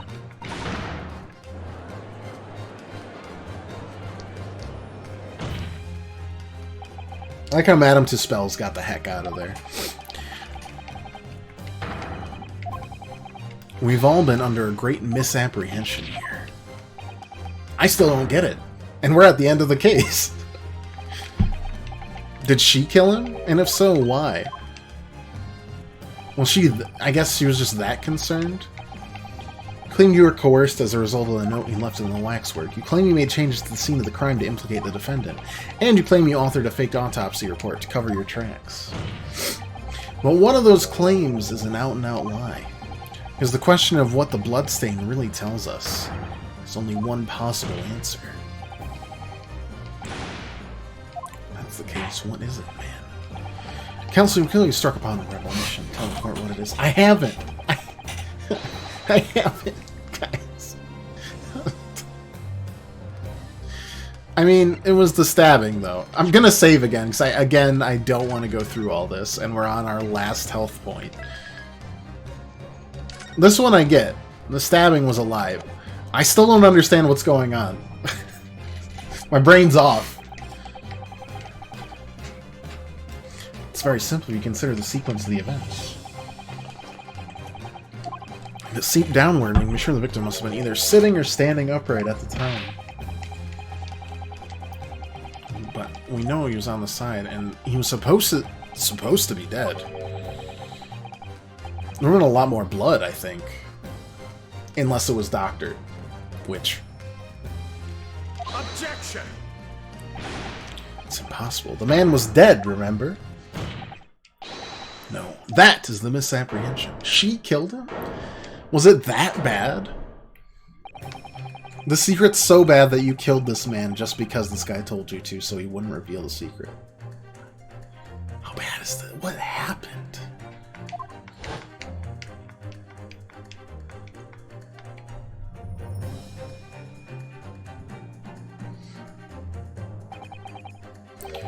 Osmond didn't die in the fall.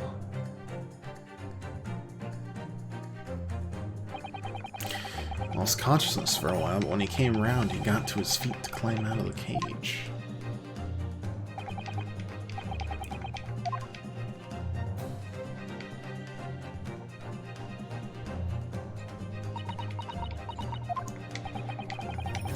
the victim was alive at this point in time, it changes everything.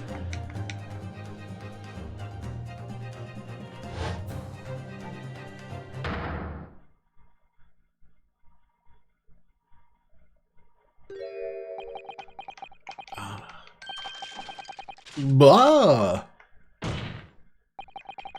Mr. Diazmon's killer wasn't the defendant, nor was it the mastermind behind the stage trickery.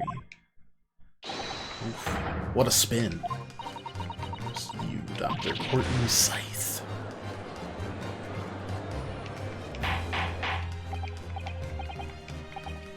Can this possibly be true? Have you been taking me for a fool? It was you, was it? You killed him? You hoped that by admitting to being accomplice in Trevor's scheme, the trial would end before you were accused of a far worse crime. Cold-blooded murder! I'm so desperate now, you're making all this up, as if I would do something like that. Objection!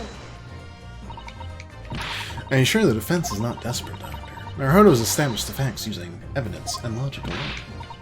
Logic? Don't make me laugh. Sadly, your logic has a gaping hole in it. I thought it was obvious. A motive, boy. You're lacking a motive. Possible reason would I have to kill Mr. Osmond?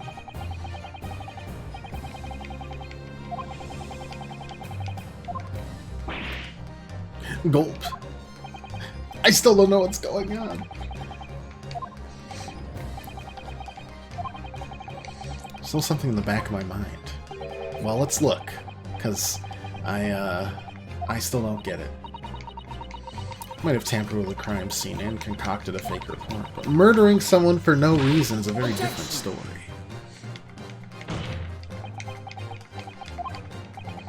No any question what possible reason you could have for wanting to kill Mr. Oswald. Something did come to mind.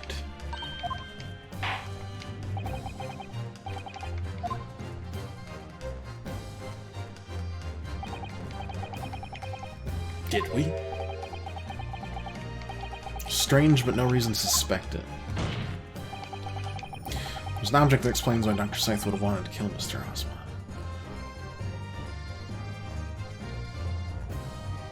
The scalpels! They order a lot of scalpels. I don't know what's going on, but it's the scalpels, I think. They said they were going through like 50 scalpels a week or some shit.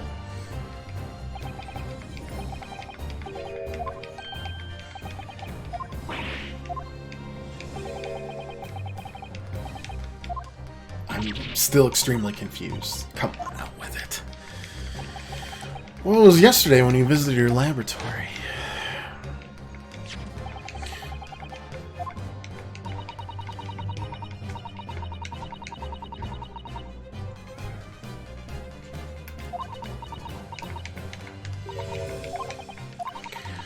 The team purchases various equipment on a monthly basis, but 500 scalpels a month. That's 10 times what I thought.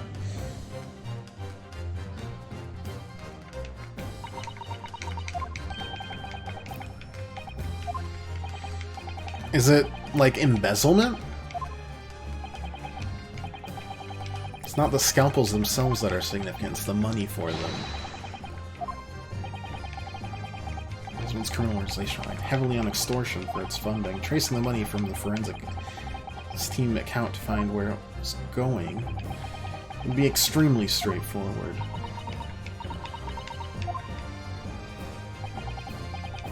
Ten years ago, when Mr. Osmond was still a journalist and wrote this article about Mr. Tremor, he may well have stumbled upon information as he was researching the story.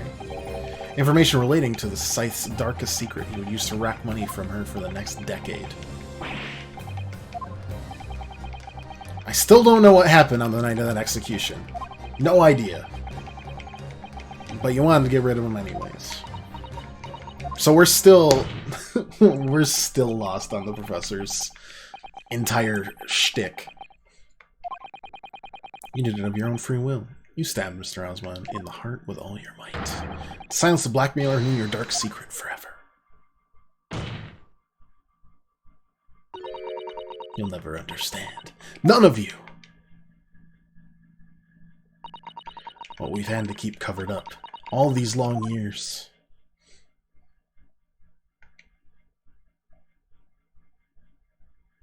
Man, this game got so juicy so quickly with this case. It's good stuff. Real scrumptious.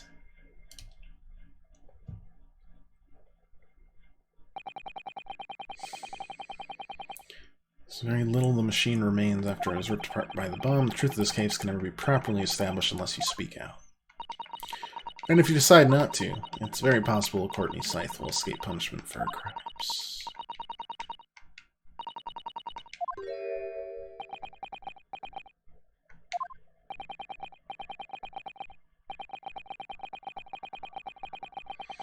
Years ago you told the truth and you were robbed of a bright and successful future as a result. I understand your bitterness. However, surely the chance you've been waiting for. Sever the hold that fate's had on you all these years. Super high voltage instantaneous kinesis? I mean, really.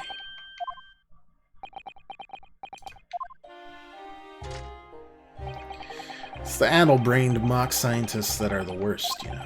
They don't recognize the fact they don't have talent. They can't even get that right.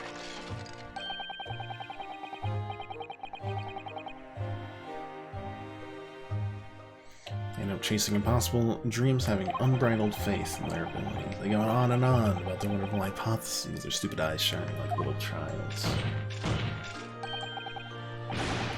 They make me sick.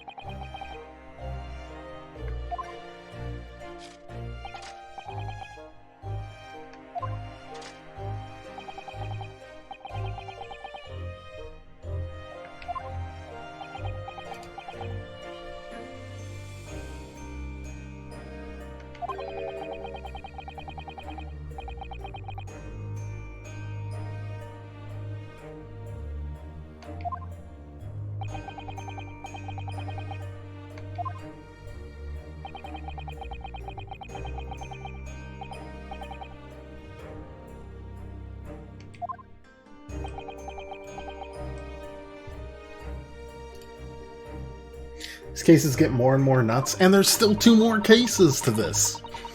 And it's all, like, crescendoing. This entire time, his assistant has been the amnesic, dead for 6 months mentor that I had in Game 1.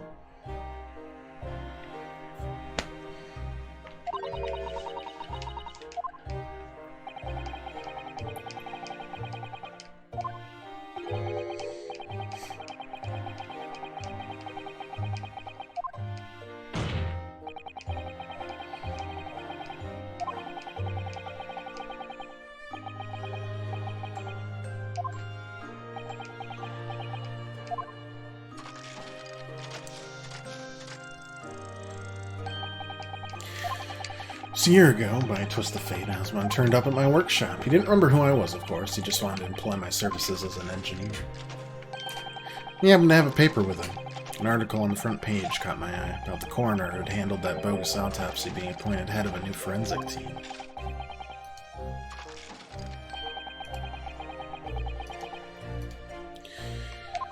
When I knew that, I devised a plan. He robbed me of my future, so I wanted to use the man's own wiles against him, for revenge. Have that rotten Scotland Yard eating out of my hand at the same time. I wanted them all to suffer the same humiliation I'd had to suffer.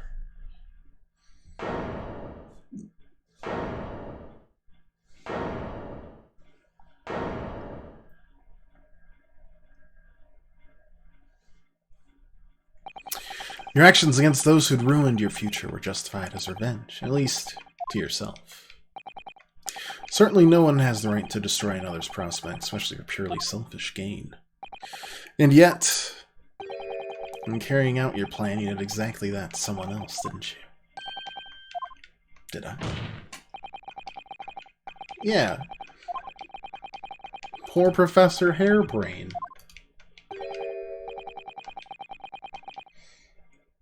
All he did was exist. Most are gonna be like, screw him.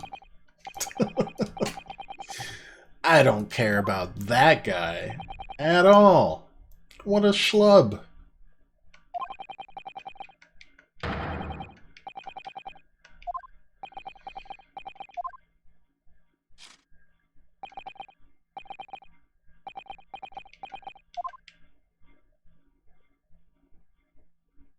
Ooh, very poignant.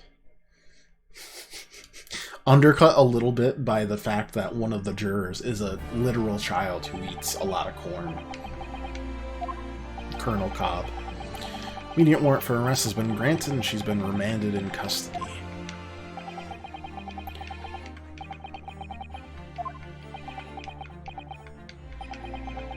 Most regrettable situation indeed. She's made great contributions to her profession over the years. It's a hard truth to swallow, however. That is a topic for some future occasion. For now, Professor Hairbrain. And don't worry about that professor stuff. It's definitely not going to come up in the future. We're A-okay.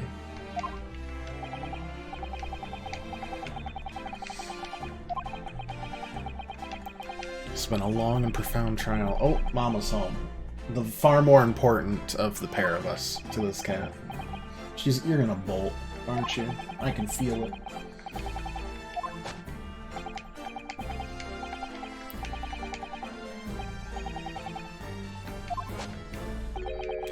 I've been selfish and self-centered. Above all, a fool.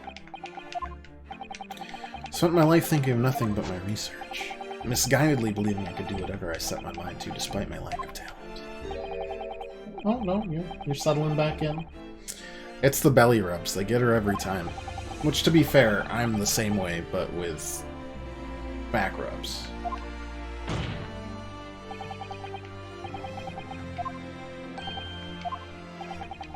Don't tar yourself with the same brush as Drebber. What happened was his doing, and his alone. This outcome is his fate, not yours. You're not to blame in any way. And the derision with which he referred to you earlier, calling you a fool, talentless even. The man has no idea. To believe in yourself and work your fingers to the bone to realize your dreams, that's laudable, not laughable. No one has the right to deride another for such choices.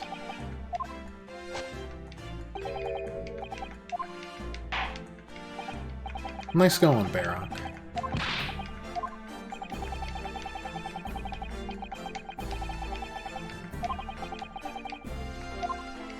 I feel like one of these last two cases, we're gonna literally get a jury that's been bought off. I don't know. Something's weird about it, you know?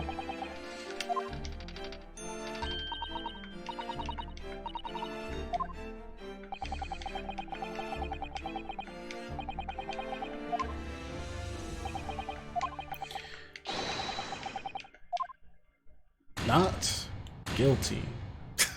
At least not innocent. Just a big twist. The judge himself is the corrupted one.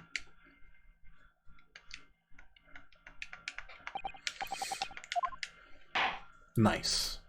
We're gonna get to the fourth case today. That's exciting. I'll leave us with like a case and change on the weekends for the next... I don't know, not this weekend for sure, because I'm already doing a Friday stream with Fire Emblem, but soon, because I'm drawn in. I'm firmly sucked into the whirlpool that is this game once more.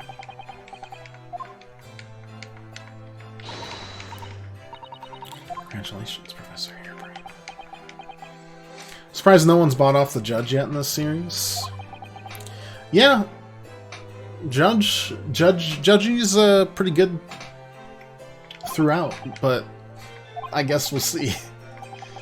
There is... I can't give it away. Not in this. There's definitely antagonistic judges in Ace Attorney Investigations 2.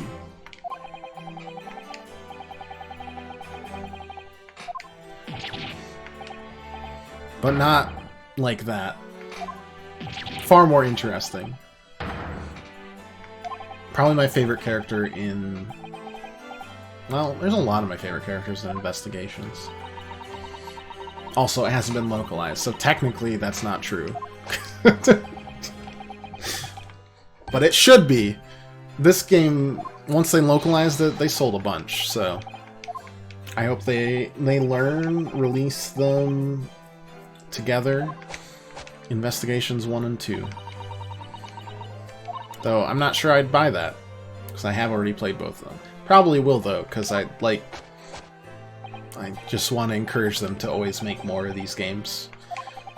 Same way I feel about Danganronpa, but there's only 3, and I think they killed the series, because the last one... Oof. Not in like a bad way, it's just like... Story's done. Not sure what they could do to bring it back.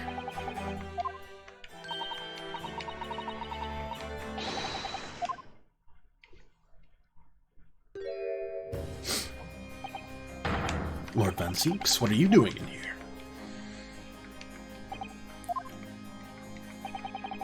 I'm sorry you had to go through that, Albert. Well, if I'm honest, it was terrifying. You're like a great demon behind your bench there, snarling down on your prey. You're one of the few true friends I have. I just prosecuted you for murder for 3 days.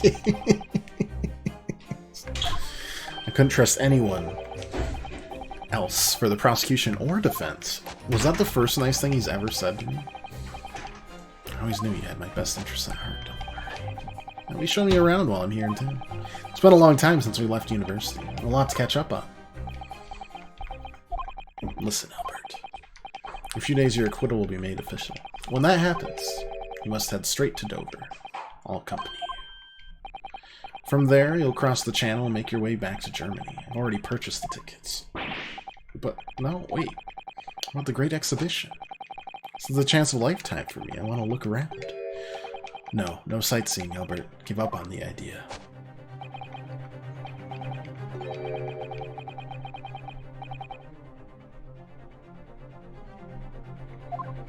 Speaking of murder mystery games and the like, here the next chapter of Your Turn to Die is going to be released this year. Allegedly. That should be the last chapter of Your Turn to Die, right?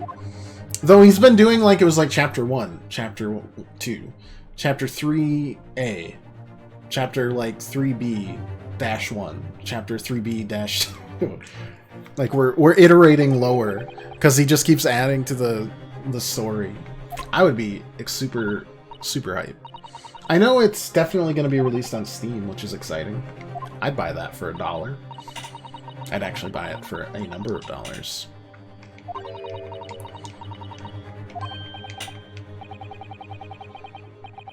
Oh, Barrack wants him out of here because he's scared that the Reaper exists.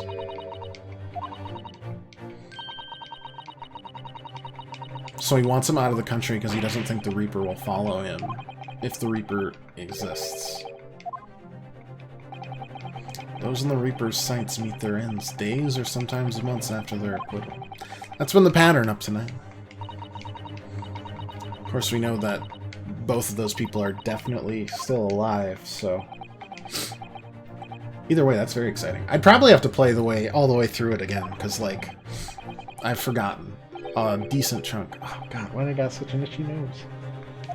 Maybe that governs the Reaper's actions. The truly innocent are spared, but I don't want to take any chances with a close personal friend. Like the mustached Nipponese, this man should leave the country without delay. Comes out either to replay or rewatch him. I feel you. Yeah, like, honestly, if there's no more Danganronpa, stuff like Your Turn to Die will obviously slot in there. People really like murder mystery games. There are like a dozen Ace Attorney games at this point.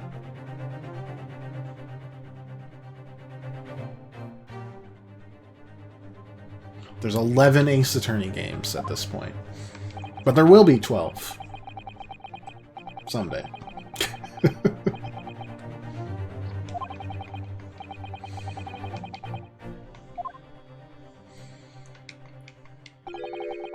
Round up, close enough. Because there's these two, there's the Ace Attorney 2, there's the spin-off with Layton, and then there's the 6 mainline ones.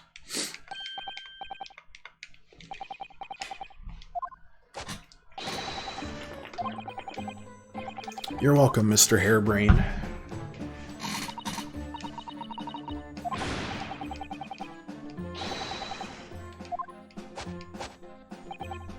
I don't know if I told you, Crystal, but I was replaying the Professor Layton spinoff, and I have another name to add to Ace Attorney's all-time terrible names, and it's the man who got in a car accident, whose name was Carmine Accidente. I've brought that up like 4 times in the last 3 streams, because it's just so dumb.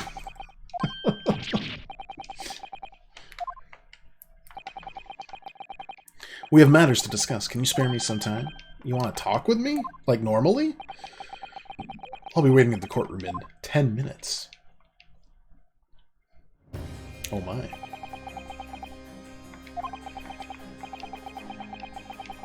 For some reason, I didn't get that sense of impending doom as you walked away this time. Wow. What a treat. The enigma, Baroque von Zieks. What does he want to discuss, I wonder? The answer awaits in the courtroom, I suppose. Here goes, then. That name is like, wow, someone must have gotten a promotion for that. Promotion or, like, excommunicated from game development. No ifs, ands. It's just one or the other. Are we gonna reveal who this masked person is? Because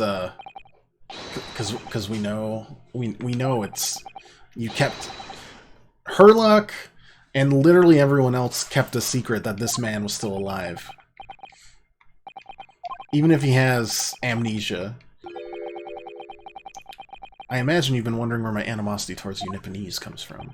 Yeah, I was kind of wondering where the root of your racism was. That'd be cool. Well, at first I thought you just didn't like me.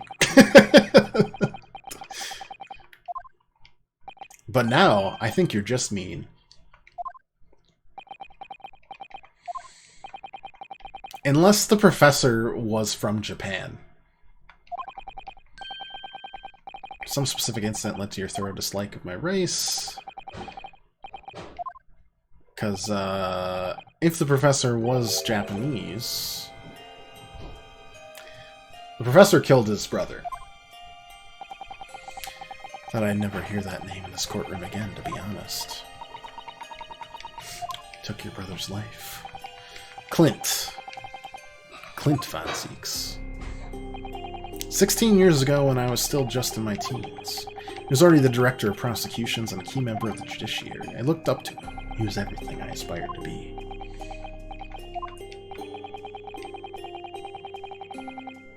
He was involved in the establishment of justice systems in foreign countries as well. There were exchange programs between Britain and other nations then too to share knowledge and ideas. As part of one of those programs, 3 judicial students came to Britain from your homeland, the Empire. We know 2 of them. One of them was the judge. The other was... yeah, Professor Migatobo, which was Sasato's father. And the third... was the professor?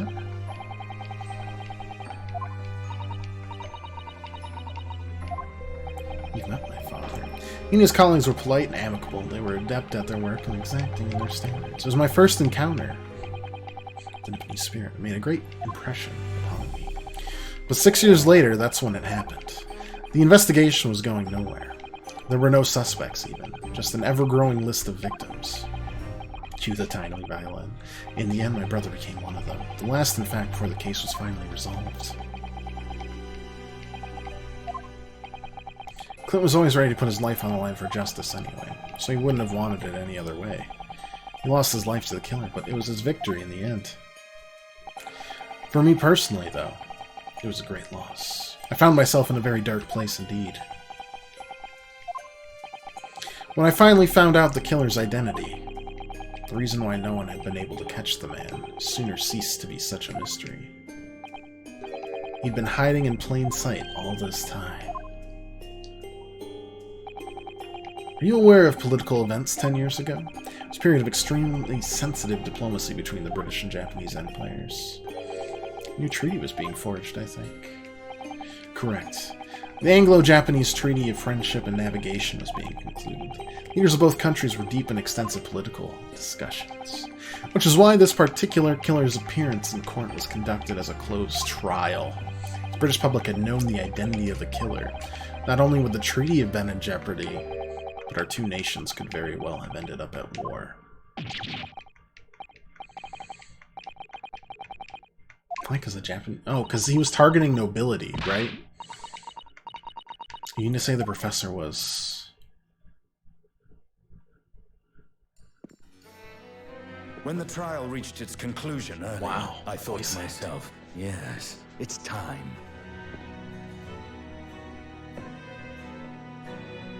Oh, sorry, I still have to do things. Time for you to come face to face with this hideous monster. I love his voice. I borrowed the key for the mask from the proprietress of the Waxwork Museum. So see for yourselves now. Confirm it with your own eyes. The truth that's been hidden this past decade. I mean, if it's just the Japanese man, I'm just gonna be like, yes, that man sure looks Japanese.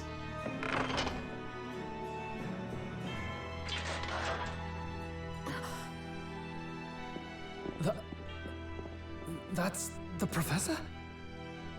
Yes, that's him. Until now, the thought never even crossed my mind. That the mass murderer, whose crimes shook Britain as never before, was Japanese. Ah! Wait a minute. That face. I feel as though I've seen it somewhere. It's strangely familiar.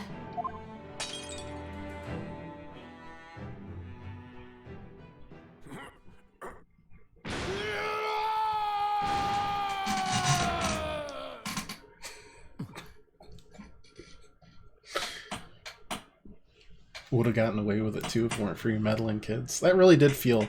You know what? I'm gonna watch some old school Scooby.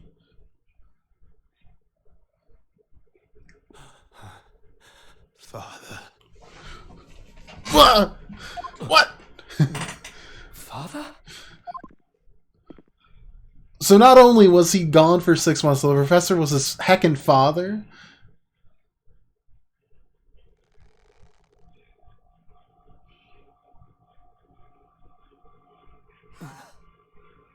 Hey, Joe.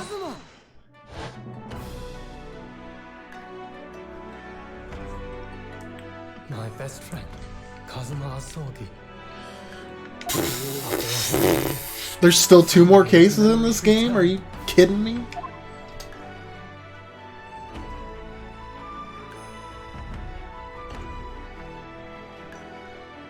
As he stood there before me.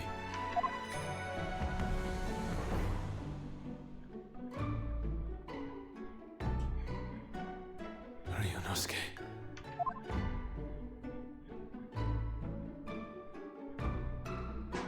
Hello again. My friend. Kazuma-sama! It's a pretty sharp outfit. Judicial Assistant Mikotoba.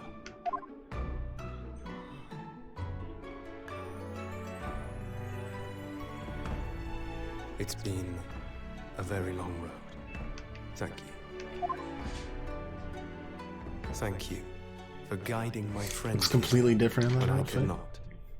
That is true. It was an honor. Do you want your sword back? Because I knew kind you of wouldn't like die it. that easily. Kazuma. I thought you did. It was really funny that I could tell everyone that he died to a kitten. I owe you thanks too. It's my only joke. For taking good care of Now I need to come up in with my a singular absence. new joke. Oh. Karuma, the great blade of the Asogi clan, passed down through the generations.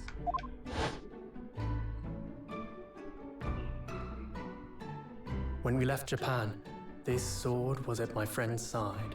A Japanese man's katana is his soul, and he couldn't be parted from it. But then, when the incident happened, it was Susato-san's wish that I inherit the sword, and I've kept it with me ever since, along with my memories of the friendship we shared. Maybe that's why the attendant was so good at dodging? I mean, makes sense, right? With this by my side, I would have been even more shook watching over me somehow. if they hadn't hinted at this man being alive like two times in this case. Because before that, I had exactly zero clue who that was. And I probably would have pooped my pants on stream. As of now, only light farts. No full poops. Aw. Nuts. Can I have your sword then? Because I really like... Oh, okay, bye. See you later. I really liked resting my hand. At last. So, I assume... So everything is tied to this. Is it all tied to this one case? Are you saying... Surely not. You mean, you knew all this time? I'm looking at it. But... I still can't believe it. This... That was his mass mission? Murderer is Kazuma's father. Well, actually, I don't know what his mission is. Do you think it what?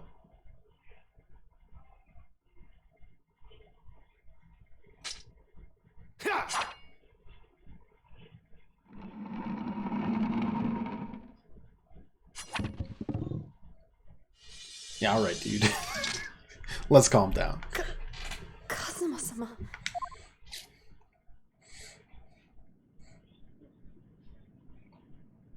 Madam to Spells spent a lot of time on that. Thank We you very have much. much to talk about.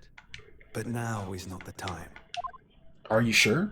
Because, like, I have a lot of time. I got a lot of time on my hands, and I could really use some explaining. I'll be Because seeing you.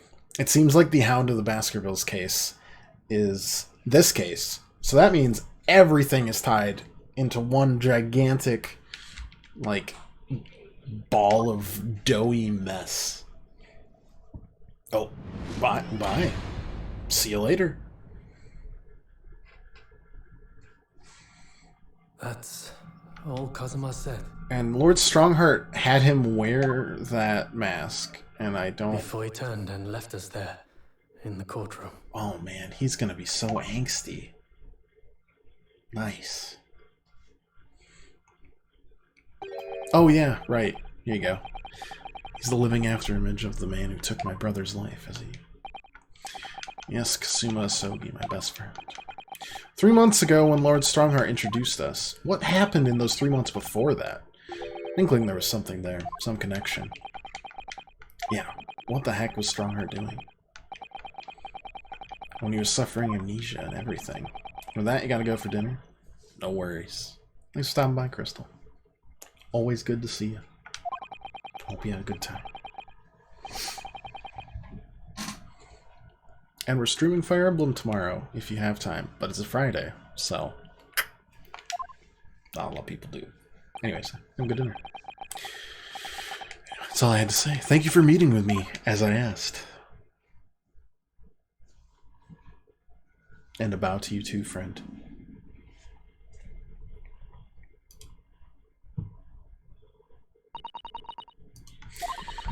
"10 years ago, my grandmother took me to the railway station. We were there to meet my father from the train.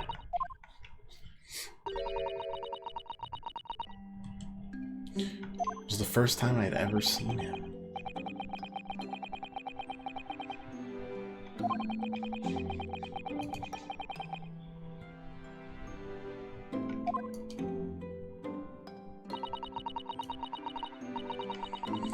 Time to just having father around when I was starting to get used to it. Called me into his study one day. Told me that a great friend of his had passed away in London, and that the friend had left behind a son. Boy, 7 years my senior.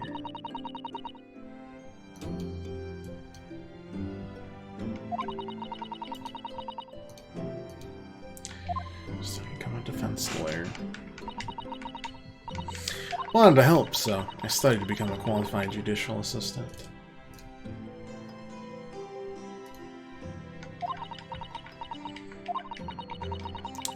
I'm sure you worked it out. That young man's name was John Cena. So you see, that's how he and I met. Wow. Incredible. For a brief moment, my great friend had returned, only to then disappear again all too soon. Yeah. But in that fleeting encounter, something stirred. Something that had been dormant for a long time. As if great wheels had been set in motion. I could almost hear them creaking into life. In some ways, it was the end of a chapter. But in many, it was the start of a new one.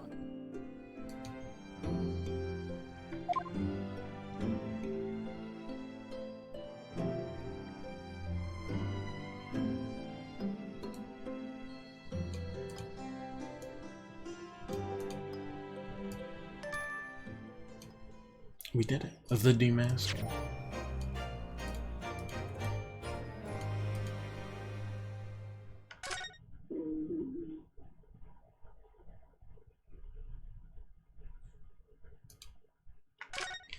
Alright, what do we got? Did we do cat camp today?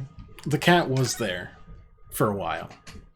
Twisted Karma and His Last Bow. What a name. Hit me up.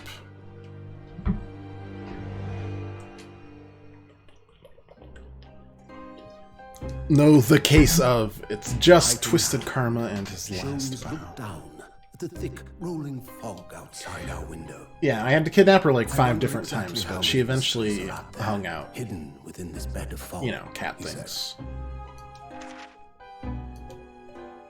Indeed, a most bizarre incident, born of a curious advertisement. A hellhound's mad gallop through the shadows of a serial murder. An executed man's graveyard resurrection in the dead of night. And a commonplace killing in a small, forgotten room at the edge of town. There is, naturally, always another side to every case, of which most remain ignorant. And it is that other side which compels me to the scene of the crime, Wilson. So quickly now, take your hat and let's be on our way, my dear fellow. I don't know if we have. I mean, we obviously have 2 more cases of material, but. The game is afoot. Sheesh, as they say.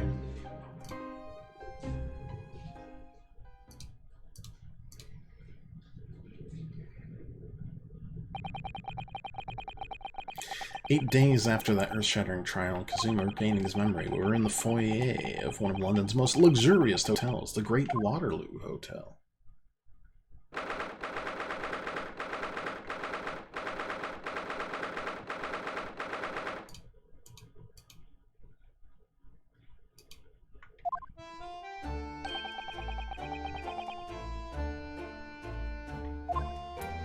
Mikotoba, right. Mikotoba and the judge are here for,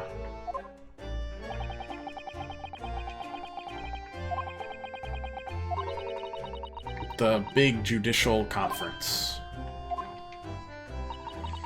I suppose my father knew. Yeah, I think he did. Thank you.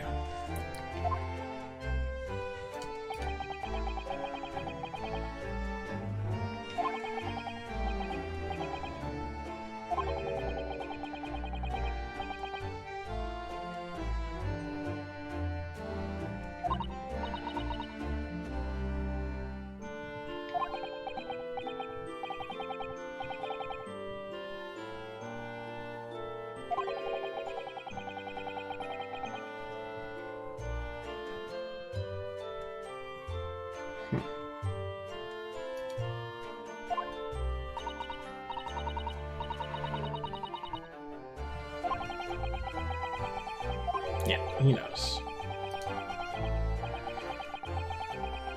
I'm sure all the important place and people in one place, nothing will go wrong at all. Oh, yeah. Totally fine.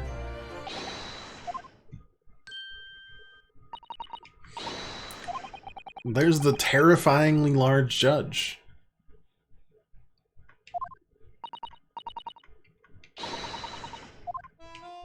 And Professor Mikotoba.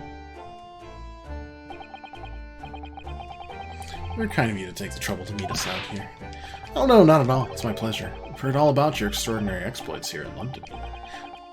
The news has crossed the seas. Panis. I always look forward to reading the monthly reports that arrive with the steamships from Britain. Oh, I see. Honestly, that man's beard is fantastic. Who's this man, and why do I feel as though I've seen him before? Take from your expression, you can't quite place me. It's the judge. Firm tap should do it. Yes. Here we go, then.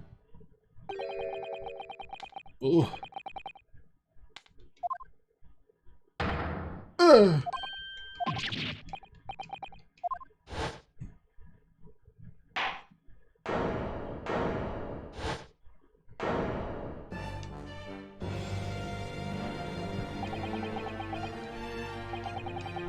Yes, yes, yes. I think I've been well reminded of my terrible time. Thank you. Judge Jigoku. Been a long time. Good, you've remembered now. That really did the trick. Guilty. Only I was declared not guilty, right? There was no laughing at the time. Mostly sweat, tears, blended together. Hard to believe it's been 10 years. To be honest, I never thought I'd be back. Professor Mikotoba's looking a lot like Dr. John Wilson. Same haircut, I think. Didn't imagine Japan would ever be invited to an international symposium like this. Though really, that anyone did, to be honest. It's all thanks to you, isn't it, Shishiro? I'm talking about you, Jim. Of course, Judge Jigoku. You must complete the set. He's the other man who 16 years ago came to London with Kazuma's father and Professor Mikotoba. He's the third visiting scholar.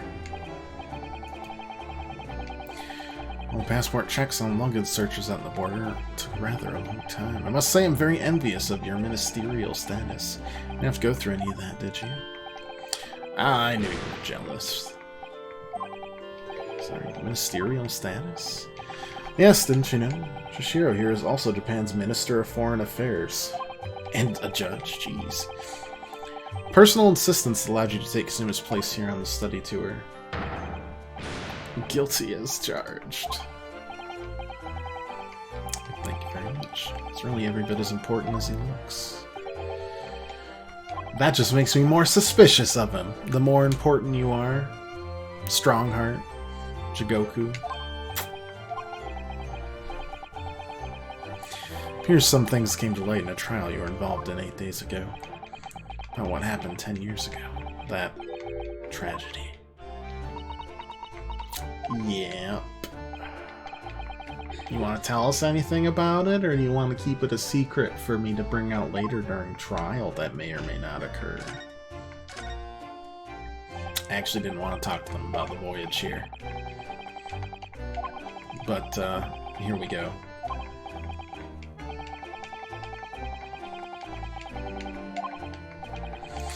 So we followed the same route as you, so we were able to relax and enjoy the experience. Did you also have your friend killed by a kitten and then revived 3 months later? And then revealed to you another 3 months later when he fixed his amnesia?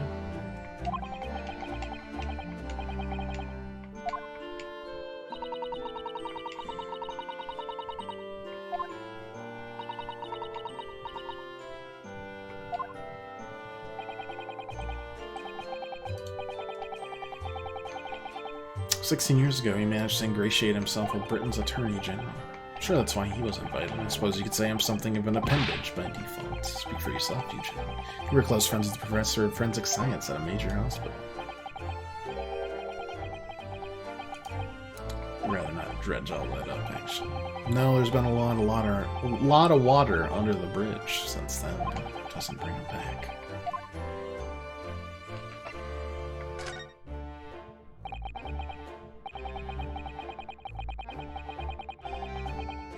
The professor, the killer who took the lives of 5 members of the British aristocracy, was actually Asuma's father, wasn't he? That's correct. Genshin Asogi.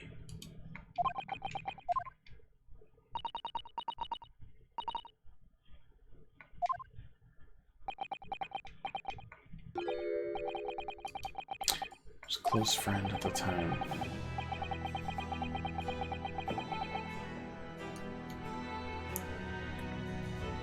He came as a police detective and was studying investigative techniques at Scotland Yard.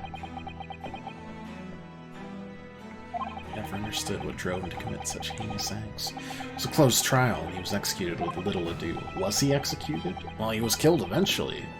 But was he executed?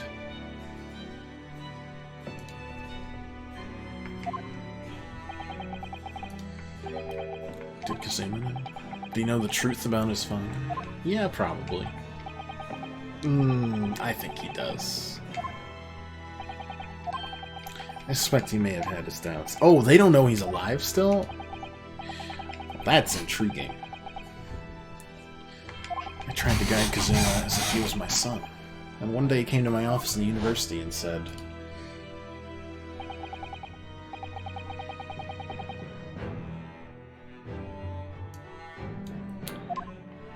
decided I want to travel to Great Britain and study there.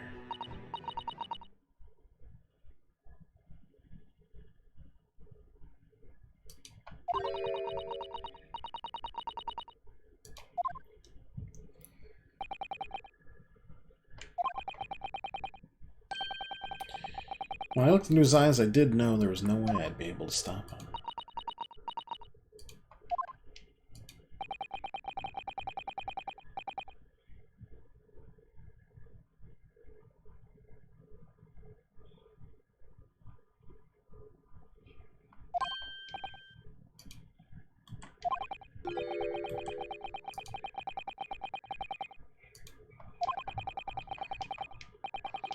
Yeah, Kasuma's still alive.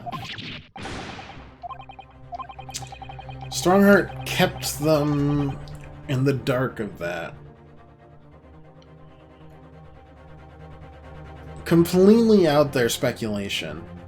One of these two, I would hazard to guess the scarier one of the two on the left, was the one who actually did the murders. And Strongheart wanted to make sure they both came to the symposium so that they could be, I don't know. One of them may have been, I don't know. That's completely wild speculation. Thank you very much, but hey, why not?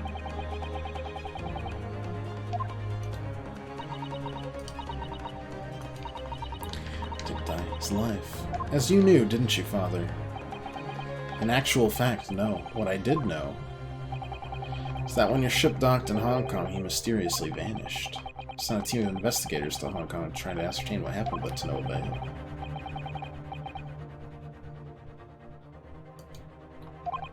Alive in London, I never even dared to dream it. Why did not make contact? The government and the police have been chasing clues fruitlessly for months now.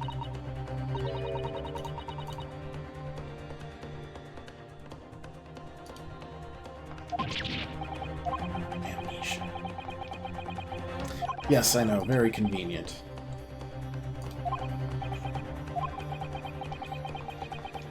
Eight days ago. Quite miraculous. I wonder why Lord Strongheart didn't let us know. I'll speak with him urgently. Would it be wrong of us to go and visit him, see how he is?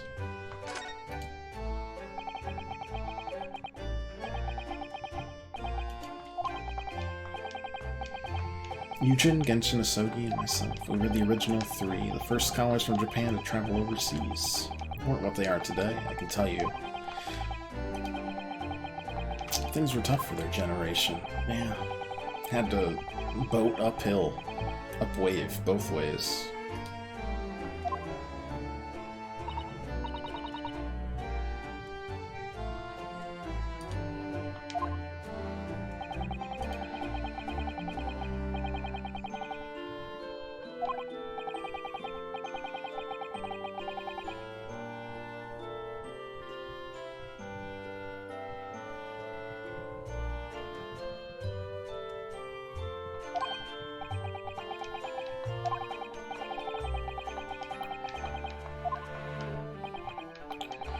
So there's something of an unavoidable relationship with graveyards and prisons. You know, the Scottish prison governor, Caden? That was good. Yes, but then of course in our 6th year here, everything changed with that dreadful case. Genshin was arrested for a series of the most gruesome murders. Yeah, his dog ripped out everybody's throat? Both. Couldn't believe it. I know the man for years.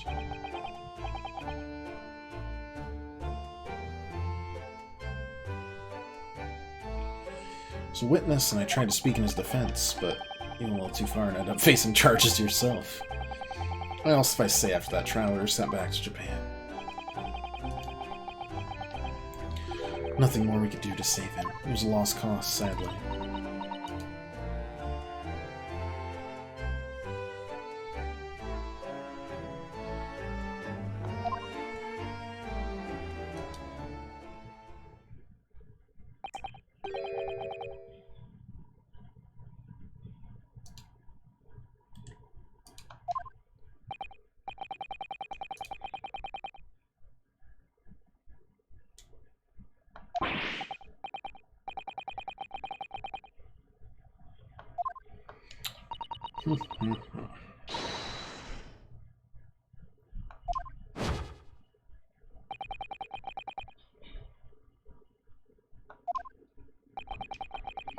Say and talk more, but I do have various preparations to make for tomorrow.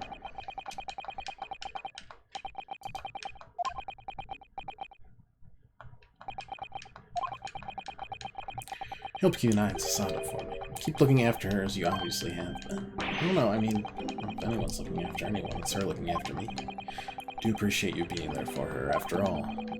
I've been a miserable father to her. That's true. Very true.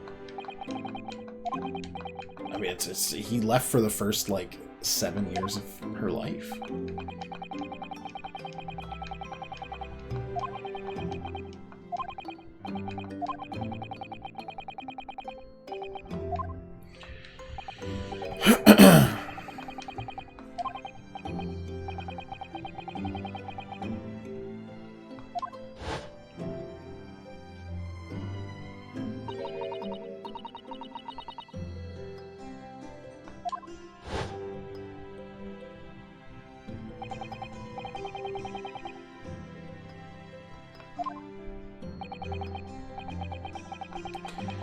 Became rather less dependable than befits a grown man. And it was then that Shishiro offered me the opportunity to study here in Great Britain. I was too worried about you to leave you behind, so perhaps I was a little heavy-handed when it came to persuading you to accompany me to London.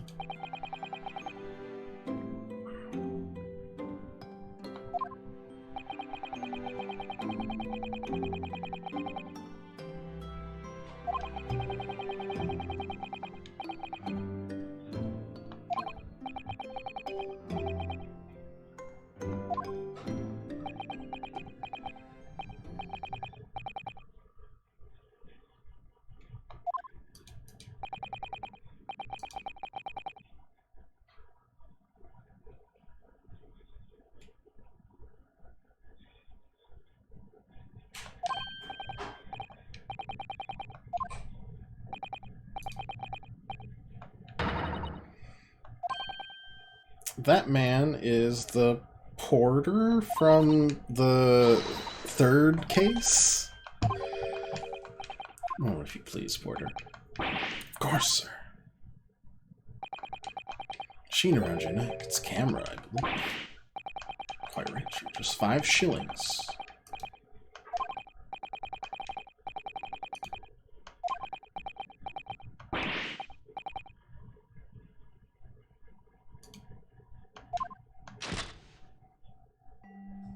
I am sweating.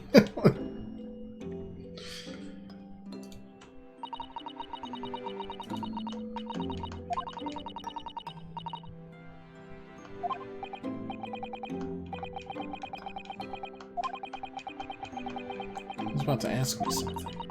Well, guess we're going back to Baker Street.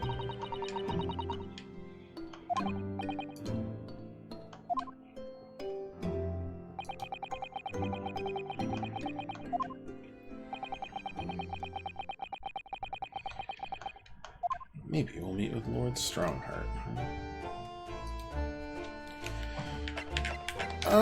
Yeah, I mean, sure.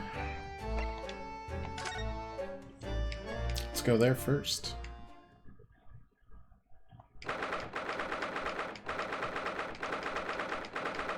Sure is a lot of maneuvering going on around here. Final draft of the opening dress for tomorrow's proceedings. I've supplemented your original with the figures you asked from the yard. I see. Excellent work. Thank you.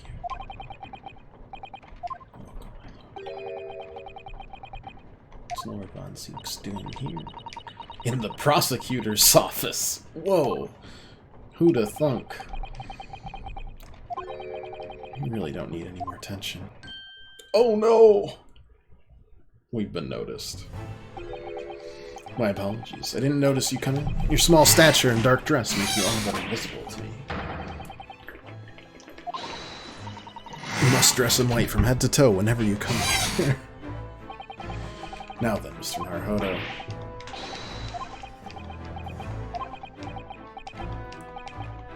Ugh, kill me now. Something wrong?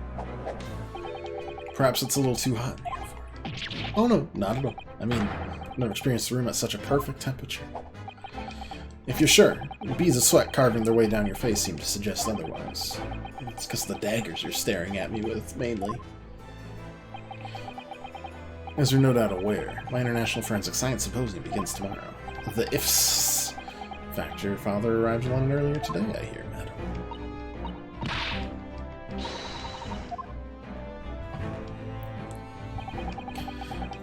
Leave the remaining prep in your capable hands, then, Van Zeeks.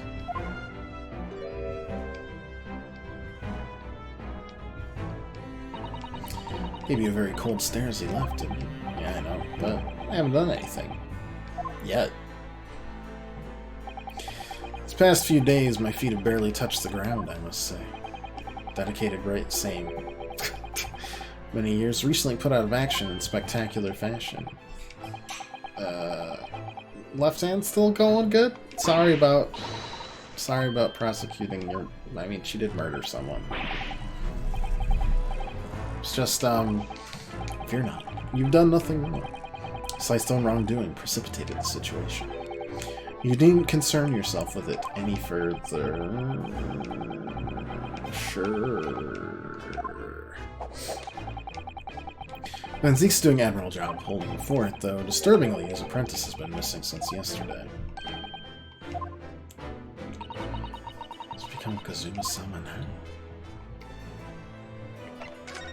Good question. Not long ago, visitor numbers to the Great Exhibition exceeded 30 million.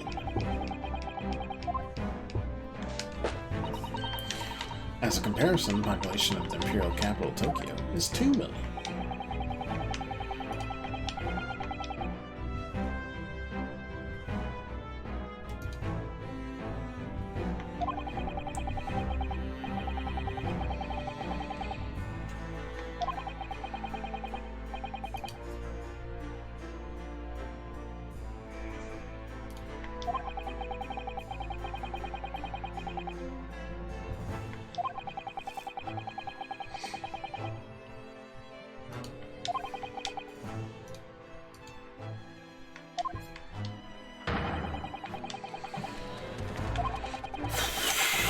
Scotland Yard became the leading investigative organization in the New World.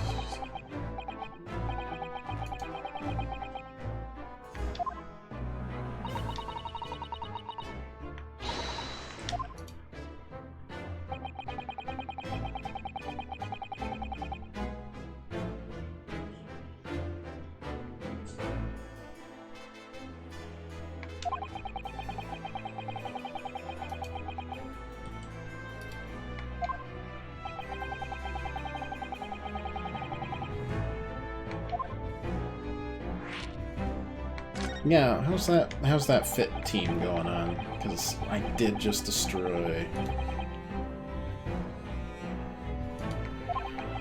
your leader. It's accruing an impressive record of achievement. It was verge of changing its name and elevating its status to a full-blown department. Can you not do that now? Obviously, no one wants to hear anything about them. Even I can't keep the story out of the papers. 6 million Londoners will be cursing forensic science now. This incident will set back our country's advancement in the field by a good 10 years, I'd say. Oops.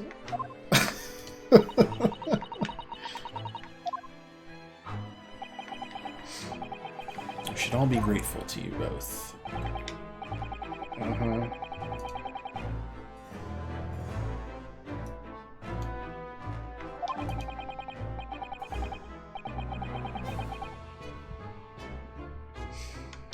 This may delay my plans, but it will not alter them.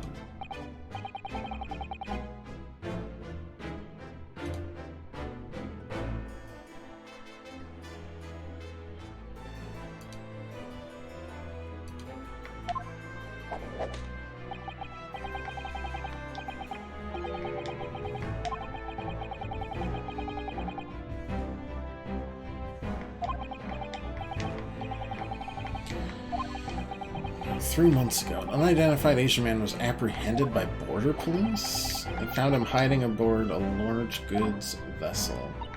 What happened in those 3 months? No papers to identify him, no passport, and he was suffering from amnesia, too. Other than the fact he was clearly of Eastern descent, there were no clues as to who he was, so I signed him to Lord Van Zeeks. That way I could keep an eye on. I don't believe this, by the way. Why the mask? Didn't want to burden Lord Van Zeeks with tiresome explanations about why he had an Eastern apprentice. Yeah, I don't think I believe any of this.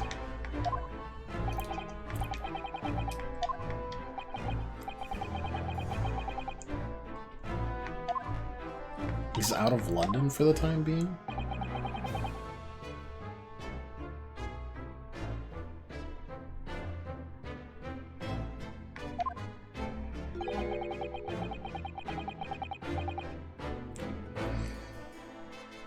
The man's father is one of our country's most infamous criminals, I mean. Yeah. Yeah.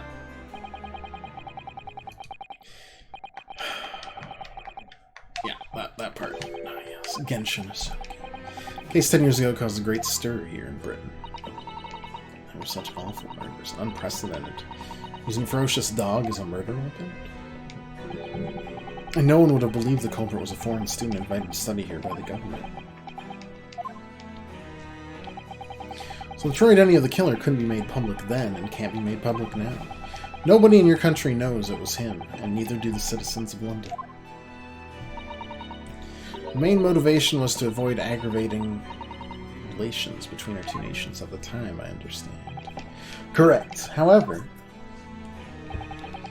it has to be noted that there were some supporters of the professor's apparent cause. The majority of the man's victims were a blight on the aristocracy of the day. Somewhat ironically, their deaths actually benefited society as a whole. Or so a fair few thinkers in London would believe, anyway. I see. It was still murder.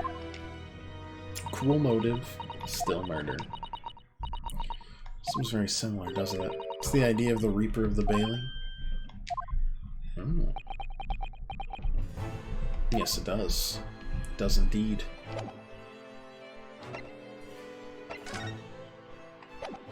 That's an interesting point. Very interesting point. Which means it's probably not either of the two other Japanese transfer students. Ooey, ooey. And instead someone from London. Like Strongheart himself. A man screaming in the most unflattering way. Could have been Mr. Shoulders. Nope. It's two people I've never met before.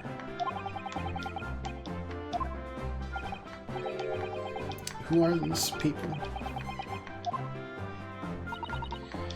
I think they must be clients of Mr. Sholmes. No? Inspector Lestrade. In prison, it's dark and damp, and I don't like it.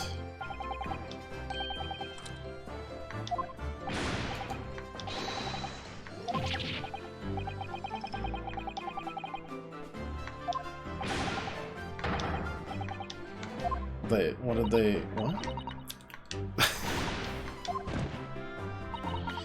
Bye then, Ginny. Have fun. Okay, I think...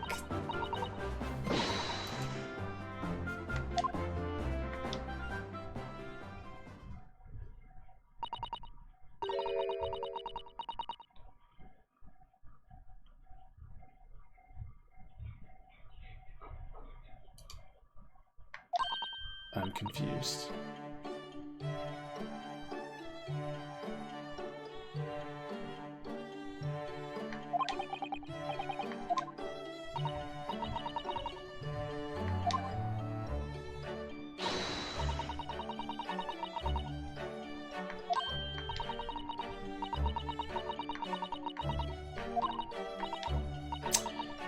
Right, we still haven't told her that her dad is dead. Your hair is also red.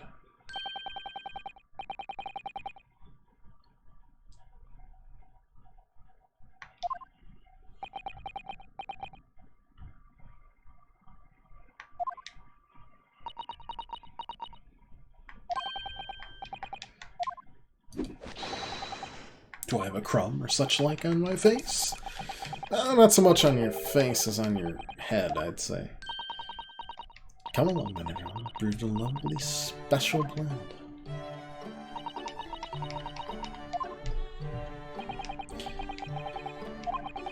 I'm in fact expecting guests later today. Okay. So, what were those two visitors? Thieves, I assume?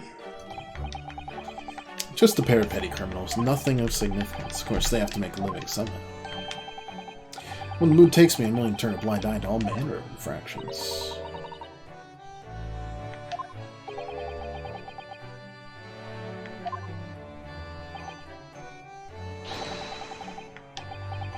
But when they set their sights on Herlock Sholmes, well, that's when their luck runs out.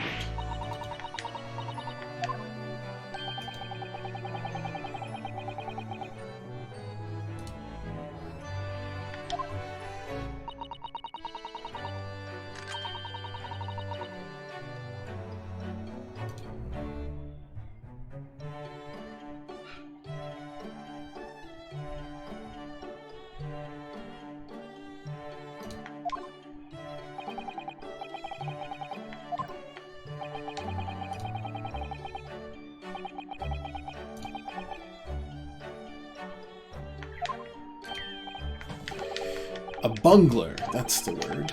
That's a good job he's not here to hear you say that. So redheads have been up to no good. What the men did.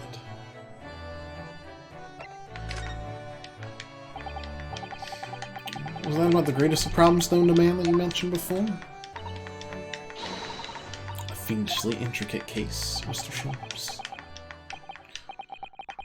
How should I best explain it? Are you aware of the theory of evolution by natural selection? Yeah, are we gonna get into, like, a theology versus, like, philosophy debate here? Newly proposed 40 years ago. That's like me just being born.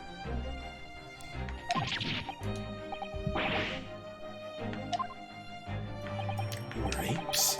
Indeed, and from the very moment those apes descended from the canopy to live as humans, it has been our lot to be at the mercy of the greatest problem known to man. What's this great problem, Mr. Sholmes? Why, is it not obvious, my dear madam? The problem of rent! That's fair. No, he's right. Didn't you receive a rather large sum of money from Madame Tuscans? Large sum? One potted herb for Iris and a new motor car for me later. And all of it's quite disappeared. Just a simple car. You know you squandered it early. Yes, well, anyway. 2 days ago, I discovered the answer to man's greatest problem. For the coming month, at least. It was a substantial clue before your very eyes. Humans are sorry creatures, unable to see what is in front of their noses. I'll give you some assistance. Don't look, but observe me very closely. There's one particular feature about my person that has changed. You should notice it in the end, I think. It's been stabbing me in both eyes from the very beginning of our conversation.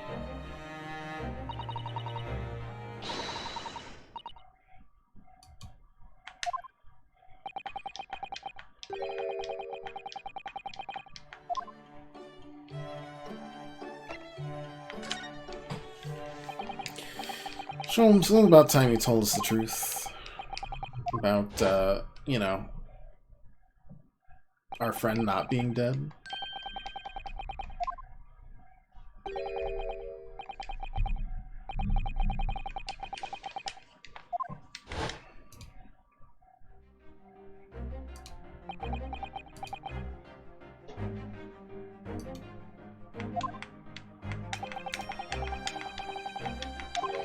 Case in January. He wasn't killed and you knew he wasn't dead at the time. So what's really going on? Phil was unconscious for a very long time. He hadn't regained consciousness, so when he did, his life would have been in mortal peril. Of course, the side effect of the prolonged comatose state was amnesia, as you now know. Simple enough task to silence the crew. After they'd carry him out of the cabin, I assembled them in the lobby area. Then I made them swear to leave him unconscious and have him unlaid from the ship in Hong Kong as a murdered corpse.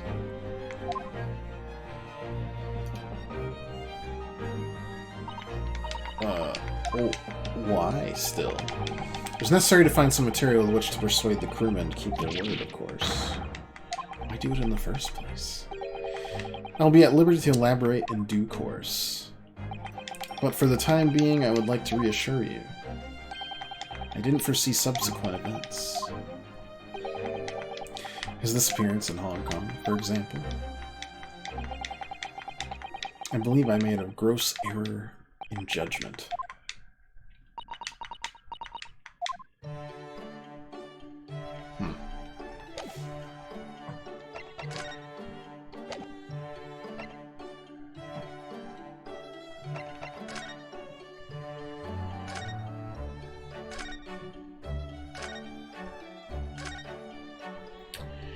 Yeah, there's still definitely a lot that's been going on here.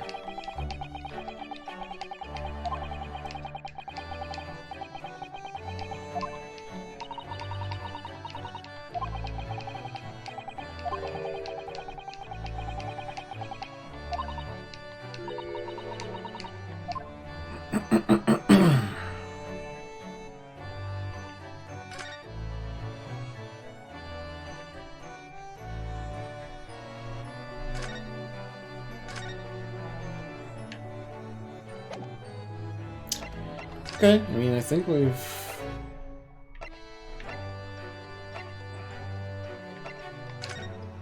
done? Maybe? I don't know. I can't point out his own... I can't point out his hair, can I? Check to make sure no one... Okay, I mean, no one's there. He's still here.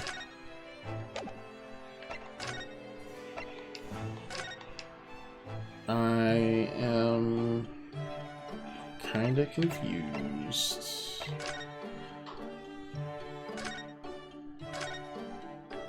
Maybe this newspaper. I don't know.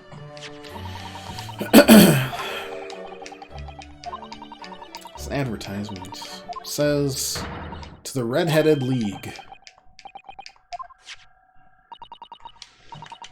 Never heard of it before, but I would guess.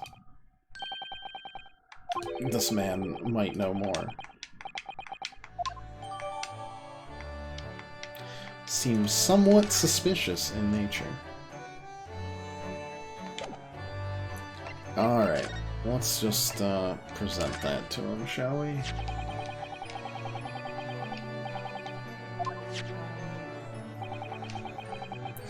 It's the red-headed demon. Does that strike you in some way? I was thinking that just maybe it might be related to your bright red hair.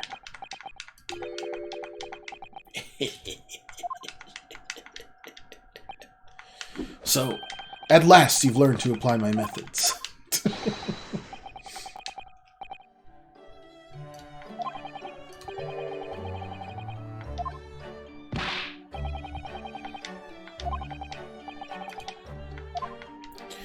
Okay, what have you been doing lately?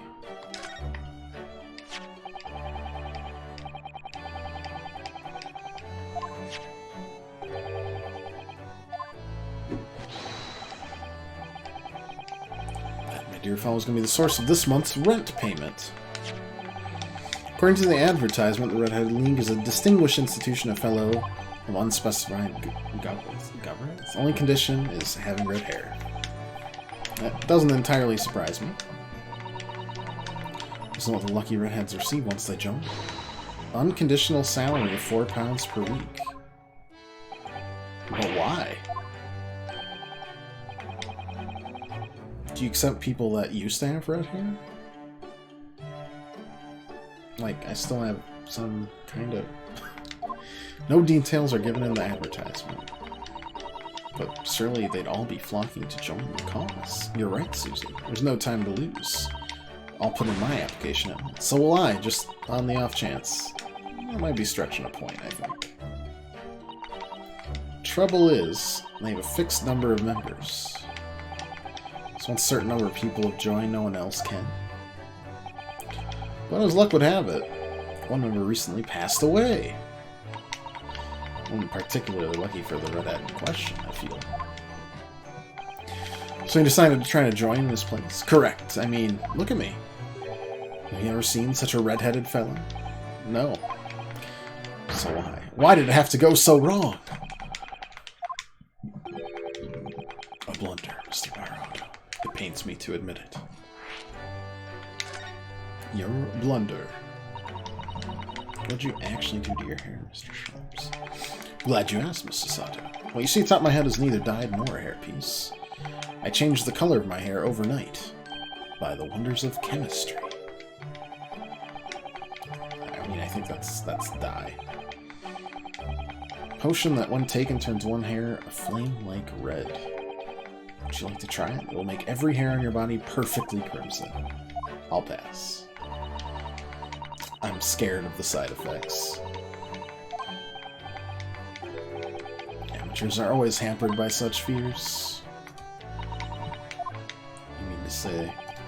But of course, to earn £4 per week, one must be prepared to turn a blind eye to a little danger. The degree of red signals more than just a little danger, surely.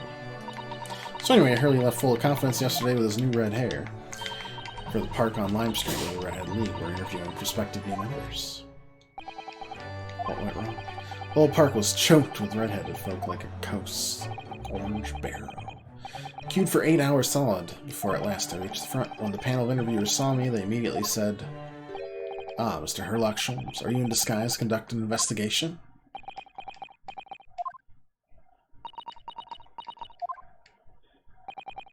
So naturally I had no choice but to reply, "Shh, don't give me away." After which I could do little else but turn and leave. Then this morning, when I looked in the mirror, irritation stirred within me. I turned that pair into the police. Disaster. For Hurley and those two redheads. Ding-a-ling-a-ling. Here's my guess now. My latest client with money to spend. Embrace. We are present gripped by the greatest problem known to man. I must be willing to accept any case, no matter how unstimulating. Save locating a runaway, of course.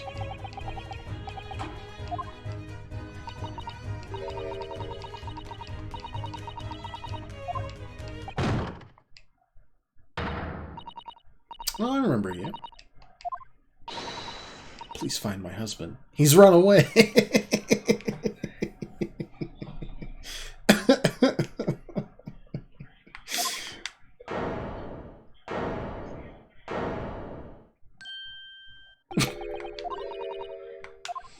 your pardon. Never mind. Personal matter. My apologies. What exactly are you trying to say, Mr. Naruhodo? I didn't say a word. You see, Iris, some tea, if you please. What's the matter, Susanna? Oh, it's just that gentlewoman. Yeah, she was on the jury.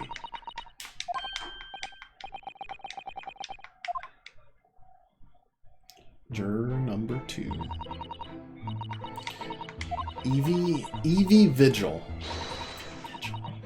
Evie.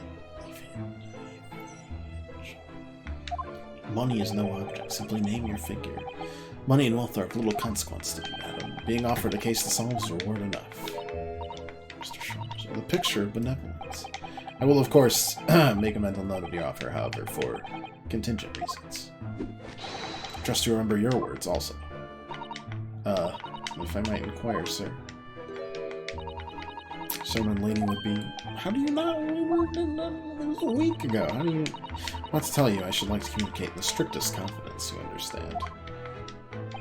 Ah, these are my friends. I assure you, you may say before this pair anything that you may say to me. Ah, I see. I vouch for this gentleman personally, after all. He's hard of hearing.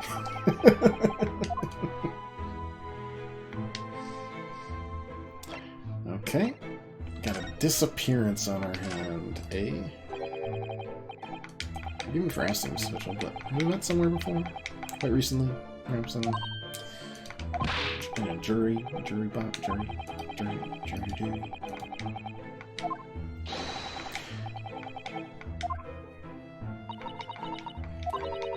You're the nice young lawyer from the trial I attended last week.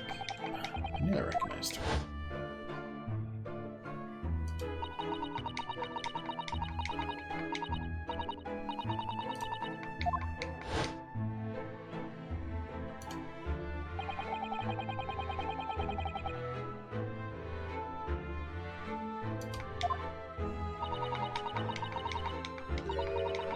Being hard of hearing must be difficult as a lawyer.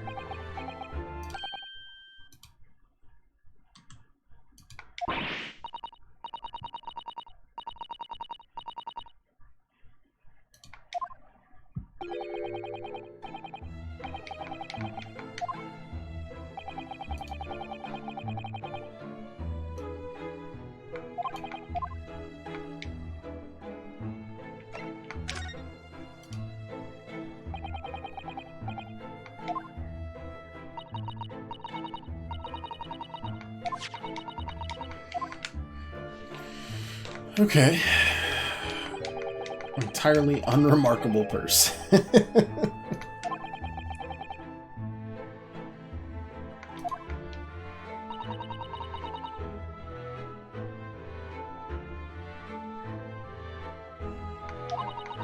"15 years.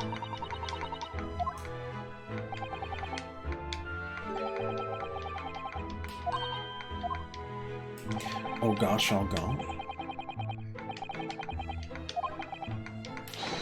No inkling as to why your husband might have disappeared.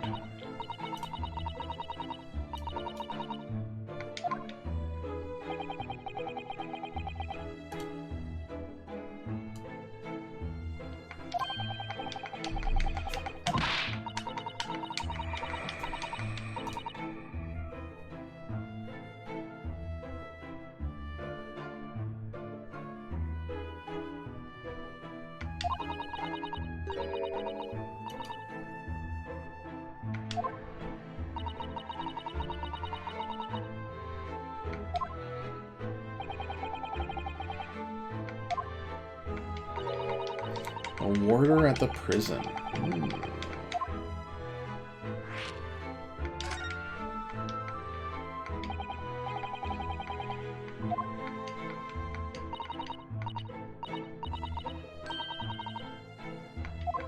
Chief warder between it all.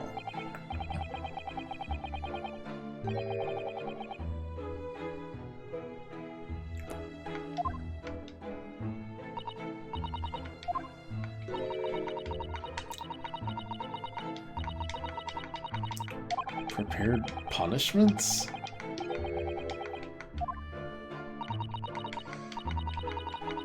Spends a night or two at the prison dormitory. Interesting.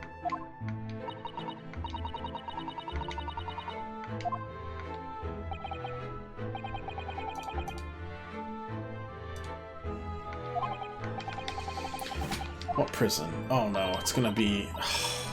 God, it's the prison where the professor was buried.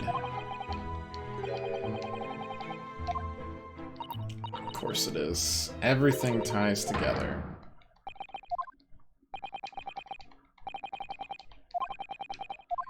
That is unbelievable.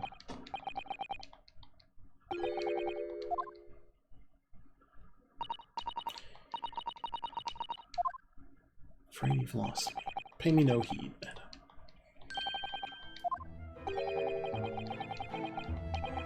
It's all tying together somehow.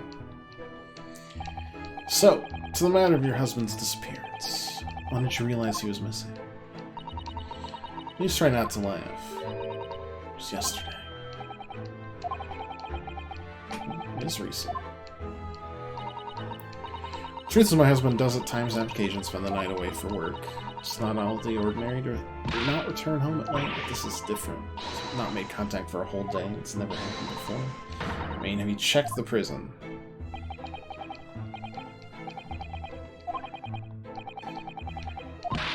Contacted the police? Yes. They refused to listen, as they've only been missing for a day. I was asked to wait patiently at home. Yikes. I concur with the police. However, let us not be hasty. I see no reason why we should not engage my deductive powers to track your husband down anyway. And furthermore, let me assure you, a chance to solve the greatest problem known to man for another month has no bearing on my decision. Seek only to put a sweet smile on another Londoner's face. That's really all there is to it. Also, 3 months rent, please and thanks. Pay any sum you care to mention. I'm surprised we haven't seen a Mrs. Hudson in this game. Thanks for everything you shared with us, Miss Vigil. I have all the information I need to begin my investigation. Please report to me soon with good news, sir. If you're not, madam. In a day or two, I shall be contacting you with a heartening report, I'm quite sure. So, how splendid, Mr. Shoulders. Unless he's dead, which could be the case, because we haven't... no one's been killed yet in this case. He appears to have no particularly distinctive facial features. Oh boy.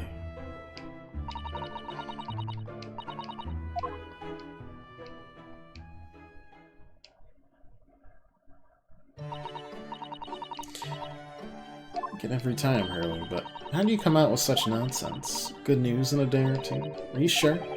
I can't be sure, of course, but then I didn't swear on it. Merely gave the good woman some hope. Hope to be able to give her good news, one might say. After all, the rent must be paid by the end of the day tomorrow. By that time I've successfully located Mr. Vigil, we shall be mutually relieved. Wouldn't you agree? Don't look at me. Actually, no, do look at me. I am in your ceiling, attic. So, we should probably...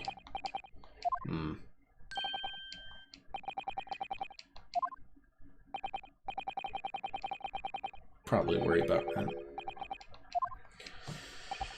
But that prison can't be a coincidence. Chief warder at that prison? Especially with the mention of Lowgate Cemetery.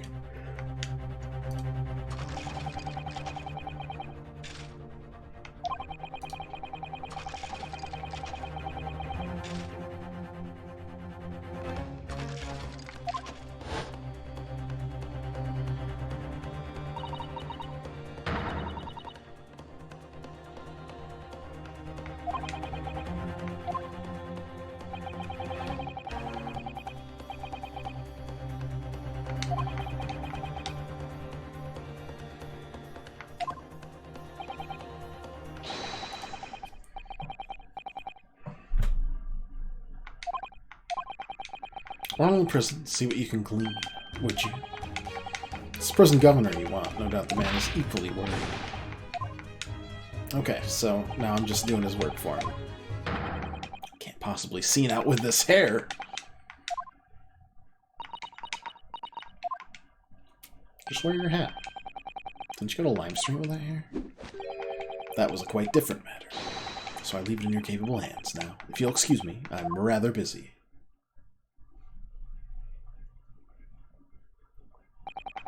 Of course you are. Alright, well, let's save it. I think that's a good point to save. I am still very confused and excited for the last couple of cases because they are going to be wild. But tomorrow's Fire Emblem and all next week's Fire Emblem, and then we'll try to do more weekend streams of this to finish it off in the next month or two. Hopefully by February we'll finish this game. Hope you enjoyed it. If you'd like to leave a follow or just come back, hang out any other time you want. Not sure exactly when we'll play Fire Emblem tomorrow, but it'll be 5 or earlier. I'm aiming for 4, and then if I take a half day because of work, then sooner. But yeah, hope you're looking forward to that. I am really looking forward to it. I'm also looking forward. I'm just happy. Games are great. It's a breath of fresh air after Sports Story was absolutely awful. So, yeah. Until next time. Toodles.